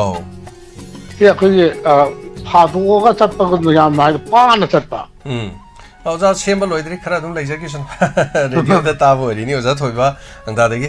औजा हाबी अतै करी करी हाबेनिंग बाबी वा अभी दुगी नाते थोदोको लेते याम नुंगाई औजा जेम्स संदि प्रोग्राम है गोना रिदोदा ताजेबा मतलदा होय खोजे फारगा चलेबा ओ खितंग फारगा लुम्मगा चतेबा होय होय अदो खतन सोइदना लाकिन औजा खरा खो सेमदोक सेमजिन खरा तरोखिगे याम नुंगाई औजा ꯁꯨꯡꯇꯥ ꯇꯥꯗꯕꯕꯨꯗꯤ ꯈꯤꯇꯪ ꯇꯥꯕꯅꯗꯤ ꯐꯩꯗꯅ ꯑꯣꯖꯥ ꯁꯟꯗꯦ ꯄ꯭ꯔꯣꯒ꯭ꯔꯥꯝꯁꯦ ꯇꯥꯕꯗ ꯁꯨꯝ ꯍꯥꯏꯅꯤꯡꯉꯥꯏ ꯂꯩꯇꯅ ꯑꯣꯖꯥ ꯉꯥꯎꯗꯅ ꯆꯦꯜꯂꯤꯅꯤ ꯆꯍꯤ ꯑꯃ ꯃꯈꯥꯏ ꯊꯧꯔꯝ ꯁꯟꯗꯣꯛꯐꯝ ꯂꯩꯇꯗꯅꯀꯣ ꯉꯥꯎ ꯆꯦꯜꯂꯤꯅꯤ ꯑꯗꯒꯤ ꯌꯨꯇ꯭ꯌꯨꯕꯇ ꯇꯤꯚꯤ ꯆꯦꯅꯦꯜꯗꯕꯨꯗꯤ ꯂꯩꯖꯕ ꯑꯗꯣ ꯌꯨꯇ꯭ꯌꯨꯕꯇ ꯂꯩꯕ ꯇꯤꯚꯤ ꯆꯦꯅꯦꯜꯗ ꯂꯩꯕꯁꯤ ꯑꯗꯨꯝ ꯁꯦꯜ ꯂꯥꯛꯏ ꯁꯦꯜ ꯔꯦꯚꯤꯅ꯭ꯌꯨ ꯈꯔ ꯂꯥꯛꯏ ꯍꯤꯡꯕꯒꯤꯗꯤ ꯑꯗꯨꯝ ꯉꯝꯃꯦ ꯍꯥꯏꯕ ꯇꯥꯔꯦ ꯑꯗꯨꯕꯨ ꯔꯦꯗꯤꯑꯣꯗ ꯁꯟꯗꯣꯛꯂꯒ ꯏꯃꯥ ꯏꯕꯦꯜꯁꯤꯡ ꯃꯌꯥꯝ ꯊꯕꯛ ꯁꯨꯔꯤꯕ ꯅꯣꯝꯃꯤꯕ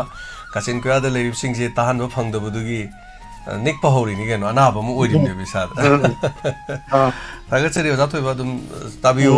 ꯑꯗꯨꯝ ꯁꯣꯏꯗꯅ ꯈꯔ ꯁꯦꯝꯖꯔꯛꯀꯦ ꯃꯇꯝꯒꯤ ꯃꯇꯨꯡ ꯏꯟꯅ ꯊꯥꯒꯠꯆꯔꯤ ꯊꯥꯒꯠꯆꯔꯤ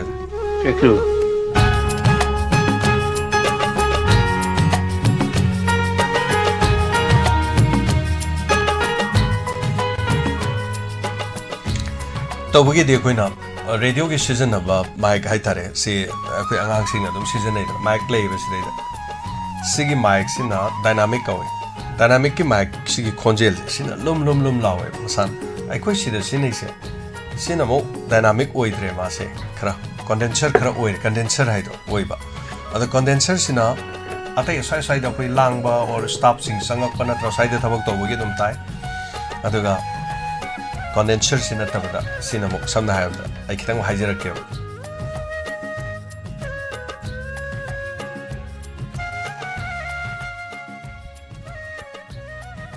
hello hello check check check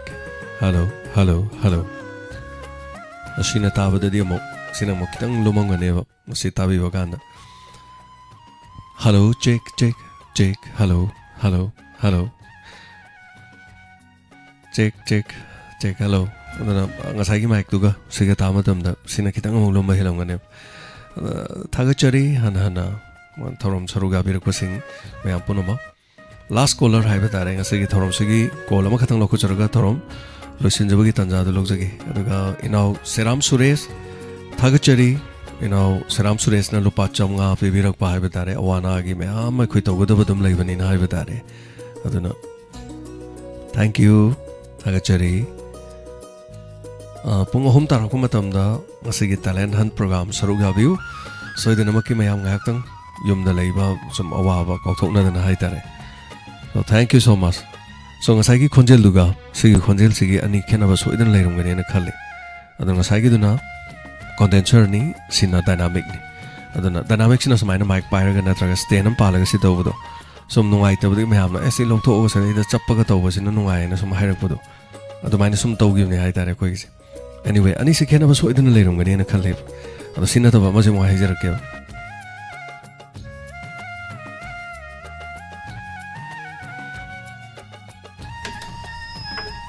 hello hello hello hello ꯁꯤꯅꯤ ꯈꯦꯠꯅꯕ ꯍꯥꯏꯕꯕु ꯁꯨꯃꯥꯏꯅ ꯇꯧꯔꯀꯥꯟꯗ ꯂꯩ ꯍꯥꯏꯇꯥꯔꯦ ꯑꯗꯨꯅ ꯑꯃꯁꯤꯅ ꯀꯣꯟꯗꯦꯟꯁꯔ ꯑꯣꯏꯕꯅꯤ ꯃꯥꯅ ꯌꯥꯝ ꯆꯤꯡꯉꯤ ꯑꯗꯨꯒ ꯂꯥꯡꯒꯟꯕ ꯇꯨ ꯌꯥꯝꯅ ꯆꯠꯀꯟꯕ ꯍꯥꯏꯕ ꯇꯥꯔꯦ ꯑꯗꯨ ꯅꯨꯡꯉꯥꯏꯕꯅ ꯃꯥꯒꯤꯅ ꯁ꯭ꯋꯥꯏꯗ ꯁꯨꯝ ꯊꯦꯠꯈ꯭ꯔꯀꯥꯟꯗ ꯑꯗꯨꯝ ꯑꯩꯅ ꯉꯥꯡꯖꯕꯗꯨ ꯑꯗꯨꯝ ꯌꯥꯕ ꯍꯥꯏꯕ ꯇꯥꯔꯦ ꯃꯁꯤꯅꯤ ꯈꯦꯠꯅꯕ ꯍꯥꯏꯕꯁꯦ ꯃꯥꯏꯛ ꯑꯅꯤꯒꯤ ꯈꯦꯠꯅꯕ ꯀꯣꯟꯗꯦꯟꯁꯔ ꯑꯦꯟ ꯗꯥꯏꯅꯥꯃꯤꯛ ꯍꯥꯏꯇꯥꯔꯦ ꯃꯌꯥꯝ ꯗꯤꯐ꯭ꯔꯦꯟꯁ ꯑꯗꯨꯝ ꯂꯩꯕꯤꯔꯝꯒꯅꯤꯅ ꯈꯜꯂꯤ ꯑꯅꯤꯁꯤ ꯃꯅꯨꯡꯗ ꯀꯔꯝꯕꯅ ꯅꯨꯡꯉꯥꯏ ꯇꯥꯕꯗ ꯑꯗꯨꯅ ꯔꯦꯗꯤꯑꯣꯗ ꯇꯥꯕ ꯃꯇꯝꯗꯁꯨ ꯉꯁꯥꯏꯒꯤ ꯑꯩꯅ ꯍꯧꯖꯤꯛ ꯀꯣꯟꯗꯦꯟꯁꯔ ꯄꯥꯏꯔꯝꯕꯗꯣ ꯑꯗꯨꯅ ꯈꯤꯇꯪ ꯍꯦꯟꯅ ꯂꯨꯝꯅ ꯊꯣꯡꯒꯅꯤꯅ ꯈꯟꯖꯩ ꯍꯜꯂꯣ ꯑꯁꯤꯒꯤ ꯊꯧꯔꯝ ꯑꯁꯤꯒꯤ ꯂꯥꯁ ꯀꯣꯂꯔ ꯑꯣꯏꯅ ꯂꯧꯈꯠꯆꯔꯤꯕ ꯑꯔꯣꯏꯕ ꯀꯣꯂꯔꯅꯤ ꯇꯥꯛꯄꯤꯌꯨ ꯍꯣꯏ ꯍꯣꯏ ꯄꯋꯥꯒꯤ ꯏꯃꯥ ꯕꯤꯅꯥꯗꯅꯦ ꯖꯤꯔꯤꯗꯩꯅꯦꯕ ꯀꯣꯜ ꯇꯧꯔꯛꯏꯁꯦ ꯈꯨꯝꯅꯖꯔꯤ ꯇꯥꯕꯤꯌꯨ ꯏꯃꯥ ꯖꯤꯔꯤꯁꯤꯕꯨ ꯀꯝꯗꯧꯕꯤꯒꯦ ꯖꯤꯔꯤꯗ ꯂꯩꯕ ꯃꯇꯝꯗ ꯍꯧꯖꯤꯛ ꯑꯗꯨꯝ ꯀꯥ ꯍꯦꯟꯅ ꯁꯥꯗꯦ ꯑꯩꯈꯣꯏ ꯆꯞ ꯃꯥꯟꯅꯩ ꯍꯥꯏꯕ ꯇꯥꯔꯦ ꯈꯤꯇꯪꯗꯤ ꯈꯔ ꯍꯦꯜꯂꯤ ꯑꯗꯨ ꯑꯩꯅ ꯂꯩꯖꯔꯤꯕ ꯏꯃꯨꯡꯁꯤꯒꯤ ꯋꯥꯔꯤꯁꯦ ꯍꯧꯖꯤꯛꯀꯤ ꯅꯨꯡꯉꯥꯏꯇꯕ ꯃꯆꯥꯁꯤꯡꯅ ꯏꯟꯊꯤ ꯅꯨꯡꯉꯥꯏ ꯇꯧꯕꯤꯗꯕ ꯄ꯭ꯔꯥꯅꯦꯁꯣꯔꯤꯒꯤ ꯃꯄꯥ ꯄꯥꯕꯨꯡ ꯍꯥꯏꯕꯗꯣ ꯑꯗꯨꯒꯤꯗꯣ ꯄꯨꯔꯥ ꯑꯣꯟꯅ ꯇꯩꯅꯕ ꯍꯥꯏꯇꯥꯔꯦ ꯑꯗꯨꯗꯨꯒꯤ ꯑꯩꯁꯦ ꯁꯨꯝ ꯇꯥꯔꯝꯃꯒ ꯅꯨꯡꯉꯥꯏꯇꯗꯅ ꯁꯤꯒꯤꯁꯤꯅ ꯄꯨꯔꯥ ꯇꯥꯏꯑꯣꯟꯅꯕ ꯍꯥꯏꯇꯥꯔꯦ ꯑꯗꯨꯒꯤ ꯆꯦꯛꯀꯤꯡ ꯇꯧꯕꯅꯤꯗ ꯃꯣꯏꯒꯤ ꯍꯧꯖꯤꯛ ꯂꯩꯔꯤꯕ ꯑꯩꯈꯣꯏꯒꯤ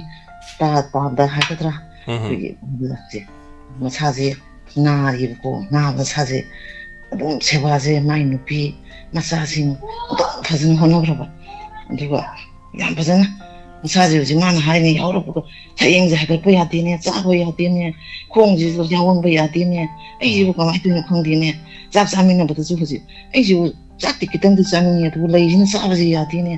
ꯍꯥꯏ ꯃꯍꯤꯗꯣ ꯁꯦꯝꯃꯧ ꯑꯗꯨ ꯇꯧ ꯆꯥꯅ ꯊꯛꯅꯕ ꯁꯦꯕꯥꯁꯦ ꯐꯖꯅ ꯇꯧꯕꯤꯈ꯭ꯔꯕ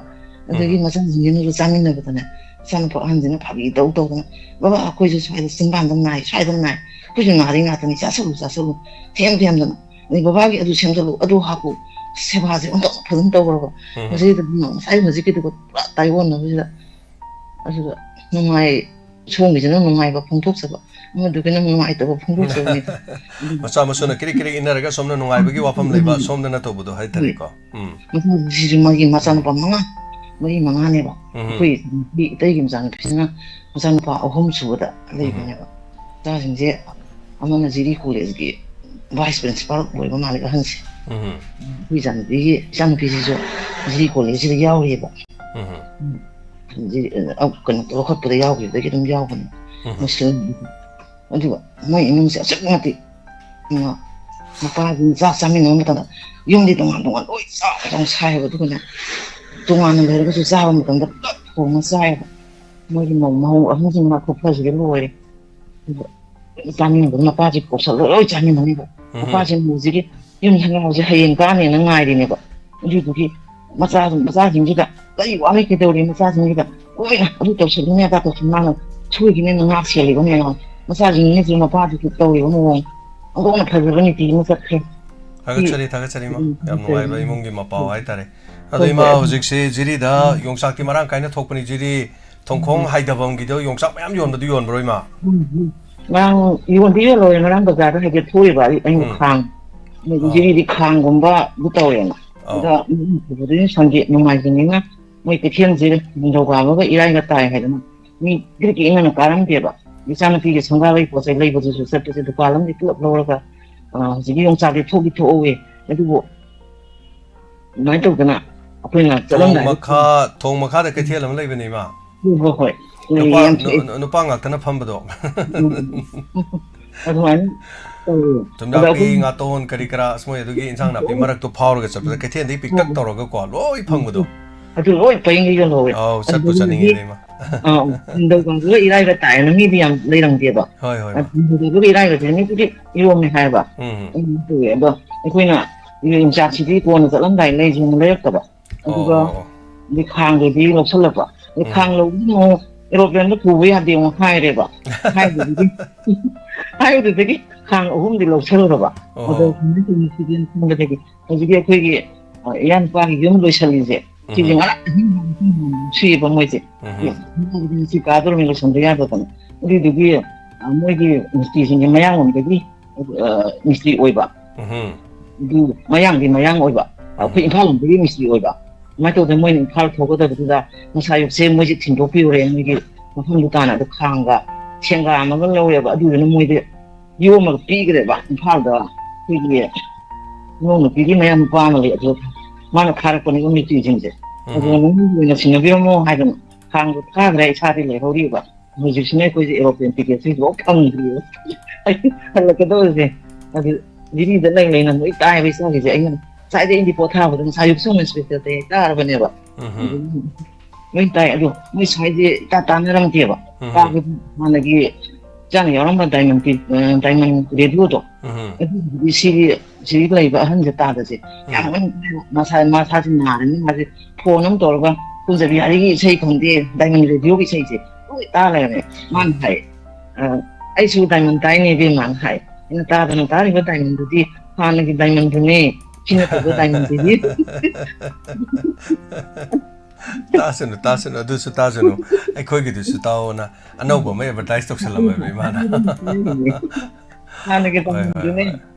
ꯑꯩꯈꯣꯏ ꯁꯥꯔ ꯖꯦꯝꯁꯀꯤꯁꯤꯗ ꯗꯥꯏꯃꯟ ꯇꯤꯚꯤ ꯄ꯭ꯂꯁꯅ ꯑꯃꯒ ꯋꯥꯍꯣꯡ ꯔꯦꯗꯤꯑꯣꯒꯤ ꯇꯥꯗ ꯋꯥꯍꯣꯡ ꯔꯦꯗꯤꯑꯣꯕꯨꯗꯤ ꯌꯧꯗꯕꯁꯨ ꯌꯥꯏ ꯑꯗꯨꯗꯤ ꯏꯟꯁꯄꯦꯛꯇꯔ ꯇꯌꯥꯏ ꯄꯨꯛꯅꯤꯡ ꯋꯥꯔꯣꯡꯗ ꯌꯥꯝ ꯅꯨꯡꯉꯥꯏꯕꯅꯦ ꯑꯗꯨ ꯑꯣꯏꯅ ꯇꯥꯕꯤꯌꯣꯅ ꯍꯥꯏꯕ ꯉꯁꯥꯏꯁꯨ ꯑꯗꯨ ꯆꯥ ꯊꯛꯄ ꯊꯣꯛꯑꯦ ꯃꯣꯏ ꯊꯣꯡꯒꯥꯟꯗꯣ ꯂꯥꯟꯊꯣꯛꯑꯒ ꯃꯣꯏꯗꯤ ꯆꯟꯗ꯭ꯔꯄꯨꯔꯅꯦꯕ ꯑꯗ ꯊꯣꯛꯄꯗꯨꯗ ꯃꯣꯏ ꯍꯣꯇꯦꯜ ꯇꯧꯕꯗꯨꯗ ꯅꯨꯄꯤ 2ꯈꯛ ꯂꯩꯔꯝꯃꯦ ꯃꯣꯏꯁꯨ ꯏꯁꯩ ꯅꯨꯡꯉꯥꯏꯇꯦ ꯑꯇꯩꯗꯤ ꯇꯥꯕ ꯗꯥꯏꯃꯟ ꯔꯦꯗꯤꯑꯣ ꯁꯤꯒꯤꯁꯤ ꯁꯨꯡꯇꯥ ꯇꯥꯗꯕ ꯑꯩꯅ ꯍꯥꯟꯅ ꯅꯣꯏ ꯗꯥꯏꯃꯟ ꯀꯩꯅꯣ ꯇꯥꯗ꯭ꯔꯣ ꯏꯟꯁꯄꯦꯛꯇꯔ ꯇꯥꯏ ꯇꯥꯗ꯭ꯔꯣ ꯄꯨꯛꯅꯤꯡ ꯋꯥꯔꯣꯡ ꯇꯥꯗ꯭ꯔꯣꯅ ꯍꯥꯏ ꯑꯗꯣ ꯇꯥꯗꯦ ꯍꯥꯏ ꯑꯩꯅ ꯑꯗꯨ ꯌꯥꯝ ꯅꯨꯡꯉꯥꯏꯕꯅꯦ ꯇꯥꯎꯅ ꯍꯥꯏꯔꯝꯃꯦꯕ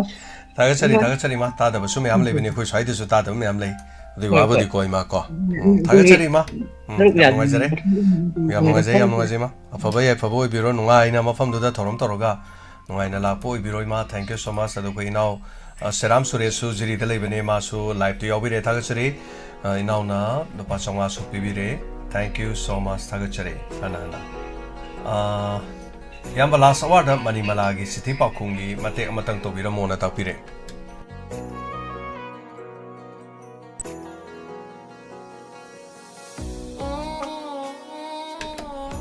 thagachari resh naurem mani malagi sithi pakhunga mani malagi sithi pakhum thorom nongma dum tawjage akoi entertainment program da haitar mani malagi de khoi ngokjarak pani haitare matam amata di sukna tangi ko nomajing numi khak lamba hallaga su taba yadaba youtube to su thena da bai da hojik to loi thena re dan matam do amuk tang gan thokraga di as kare haruni thagachari comment i ba hairam da ki o haira positive pangi da okay khoi dan ta ba thagachari bu mesele thank you so much race naurem na penjana ba haitare ne race naurem akoi se dynamic amadi sigi kanogi matang da hoji haijeki bedo akoi stop to akoi olen mayam ubirong ni ko olen di sigi mic se sinata choma pa ya de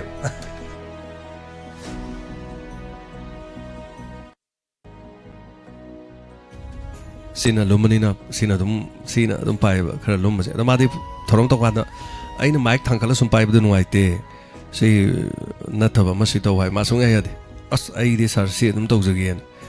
sina khara khonjen se yam tap na ngang so dum yai ba aduga yam tap ngang so loin ta ba hitar amaji khar kan ngang de ati ano khena badi kitang lai hata do mic to smai pai ba se visual de yeng mo da nuai ta ba khar so dum lai badi lai ne ado content oina technique sana badi si yam nuai ba hitar sidi yam tap na ngang so dum tai ba isa nuai tra so tap na so ngang ba sidi dum loin tai amaji di silok thoki kan da adagidi tu yam chatle sina khara dum lai khat pe yai on the race now rem thank you so much akoi gi sit lai ji mic dum loi lai the artist sidai ta pham ba hai tare akoi staff sing pham ba gi pai ba gi loi na lai everything stay enjoy ga loi lai hai tare the season of the my mega technique ta kitang nungai ba mong do dum season na kheu jan thank you so much saga chori race aduga chithi tha bi rigli ba sing amadi ta bi ri ba sing bu mani na khurum jari samai hai ba ni da race na mana nungai jo ba hai tare so thank you so much hana na thagachari ngasigi thorom asi da soruga biri ba mayam pungnu ma ngasigi da maktadi matang asi da pungning warol sin jaba ya ba logjari pung ahum hek tarak baga talent hunt program da mayam punu mak soruga biu mayam no mapung phan biu ngasigi thorom asi bu punu ma pu jem saigru jam na mukhana khurum jari loina na take care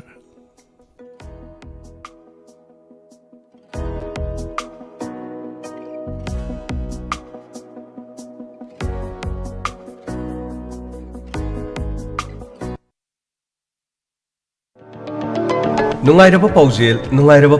New Era Higher Secondary School Thobalna High School Living Certificate Examination 2024 Thariba Mahiroi Singda Yaifa Paujel Pijari Loina na hauki bachahi ke adagi school asina leptona class 11 science ki special free foundation course tobagumna handak sahi ki lakliba April ki tang tara English singani kungamari dagi haujaragani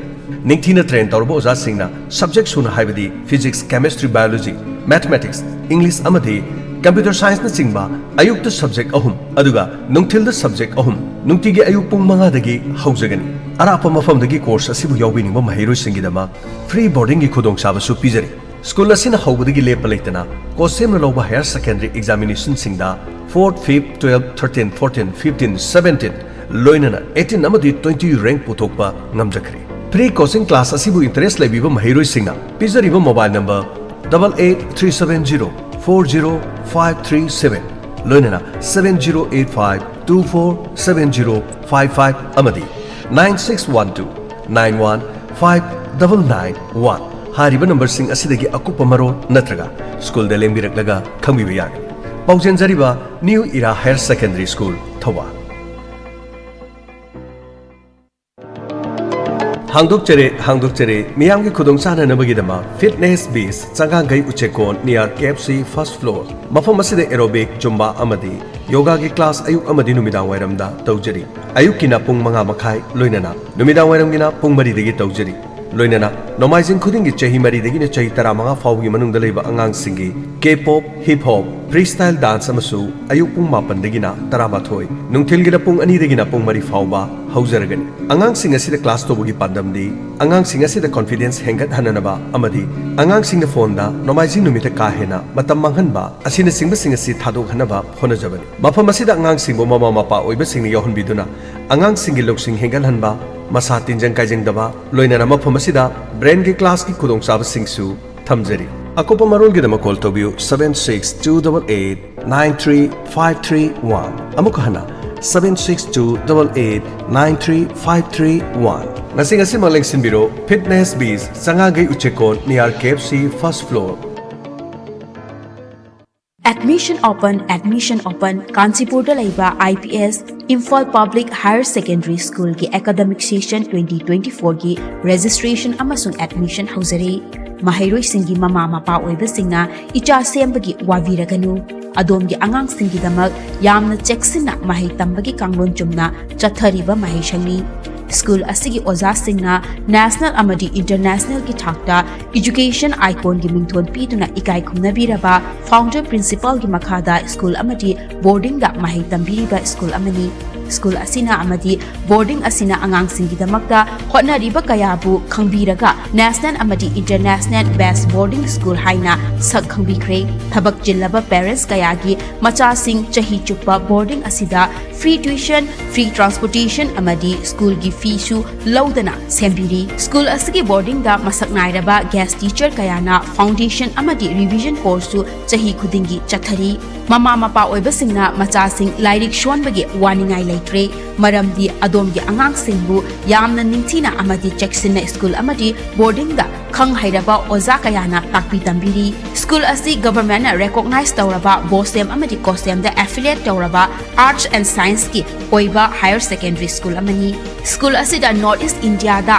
ahan ba oina nongmai kapagi shooting range laiba school ni school amadi boarding asida gym amadi fitness tongan ba chahi ki football club basketball cricket martial art thang ta loinana haksang sajen gi dama yoga aerobic amadi zumba class tawri art amadi theater bu yokhatuna music zagoi amadi theater su changnaina chathari ngasimak adomgi angang singbu Kanchipur da laiba IPS da mingchan biu amadi aphaba mahairoi oihan biu angang singna adomgi lengdraba lani haibasi kaubi ganu Karigumba dom yumda laiba anaba singi hidakapa dressing tauba blood sample loba rice tube hapa catheterization hapa enema tobinaba experience lairaba nurse amati doctor thibada awaba thengnabirabadi wabiraganu Medland Home Nursing Care Service Manipurna pungpun mari chukna adom yumda latuna hidakapa injection piba dressing tauba feeding tube hapa catheter hapa amadi makhal kya ge anaba sing experience lairaba doctor amadi nursing tuna mating pangzari akupa marol gi damak Medland gi helpline number 9205987988 ta call tawduna tanabiu National amadi state awardee MD Zia ulak pusamna makhada pijariba layong sing asi layangjari manung changba yadaba manung changbada changnai manung changbada matam kuina changba Saujanan thaba amangthong mayada pomba amangthong manungda pomba amangthong da makun hulaga nai chaba pistula amangthong gi akoibada maring chatlaga hagajaba puk numshit kaba gastric problem leiba e taba chikpa naba tonsil sinus asma khong naba thagi khongkap chang nai daba fingau chatpa singli nauri son thaba asina singba sing layang jari ba mafam singdi Kekrubila North AOC opposite Kekru Part Imphal ayuki pung tara dagina nungtil ki pung mga fauba mayang Imphal Kochak Bazar da ayuki pung taruk dagi ayuki pung mapan fauba yari pokbamo laikai Kabarstan Road thangjanumit amasung yumsakai sa khudingi ayuki pung tara dagi nungtil ki pung mari fauba Jumi Colony All Bazar near Muslim Masjid Sisipur akupa marol gidamak contact tawbiu MD Zia ulak pusham 8414825323 amutang hana 8414825323 Joy Kids Care Center February 26 Monday dagi section hausa summer gi timing pung 8 dagi hujaraga pung 2 phawa aduga winter gi na pung 3 dagi hujaraga pung 4 ꯑꯉꯥꯡꯁꯤꯡꯒꯤ ꯂꯥꯏꯔꯤꯛ ꯇꯥꯛꯄꯤ ꯇꯝꯕꯤꯕꯗ ꯂꯣꯏꯅꯅ ꯁꯥꯟꯅ ꯈꯣꯠꯅꯕꯒꯤ facilities ꯔꯥꯏꯝꯁꯀꯤ teacher ꯑꯃꯗꯤ smart TV ꯀ꯭ꯂꯥꯁꯀꯤ facilities ꯂꯩꯖꯩ ꯖꯣꯏ kids care centre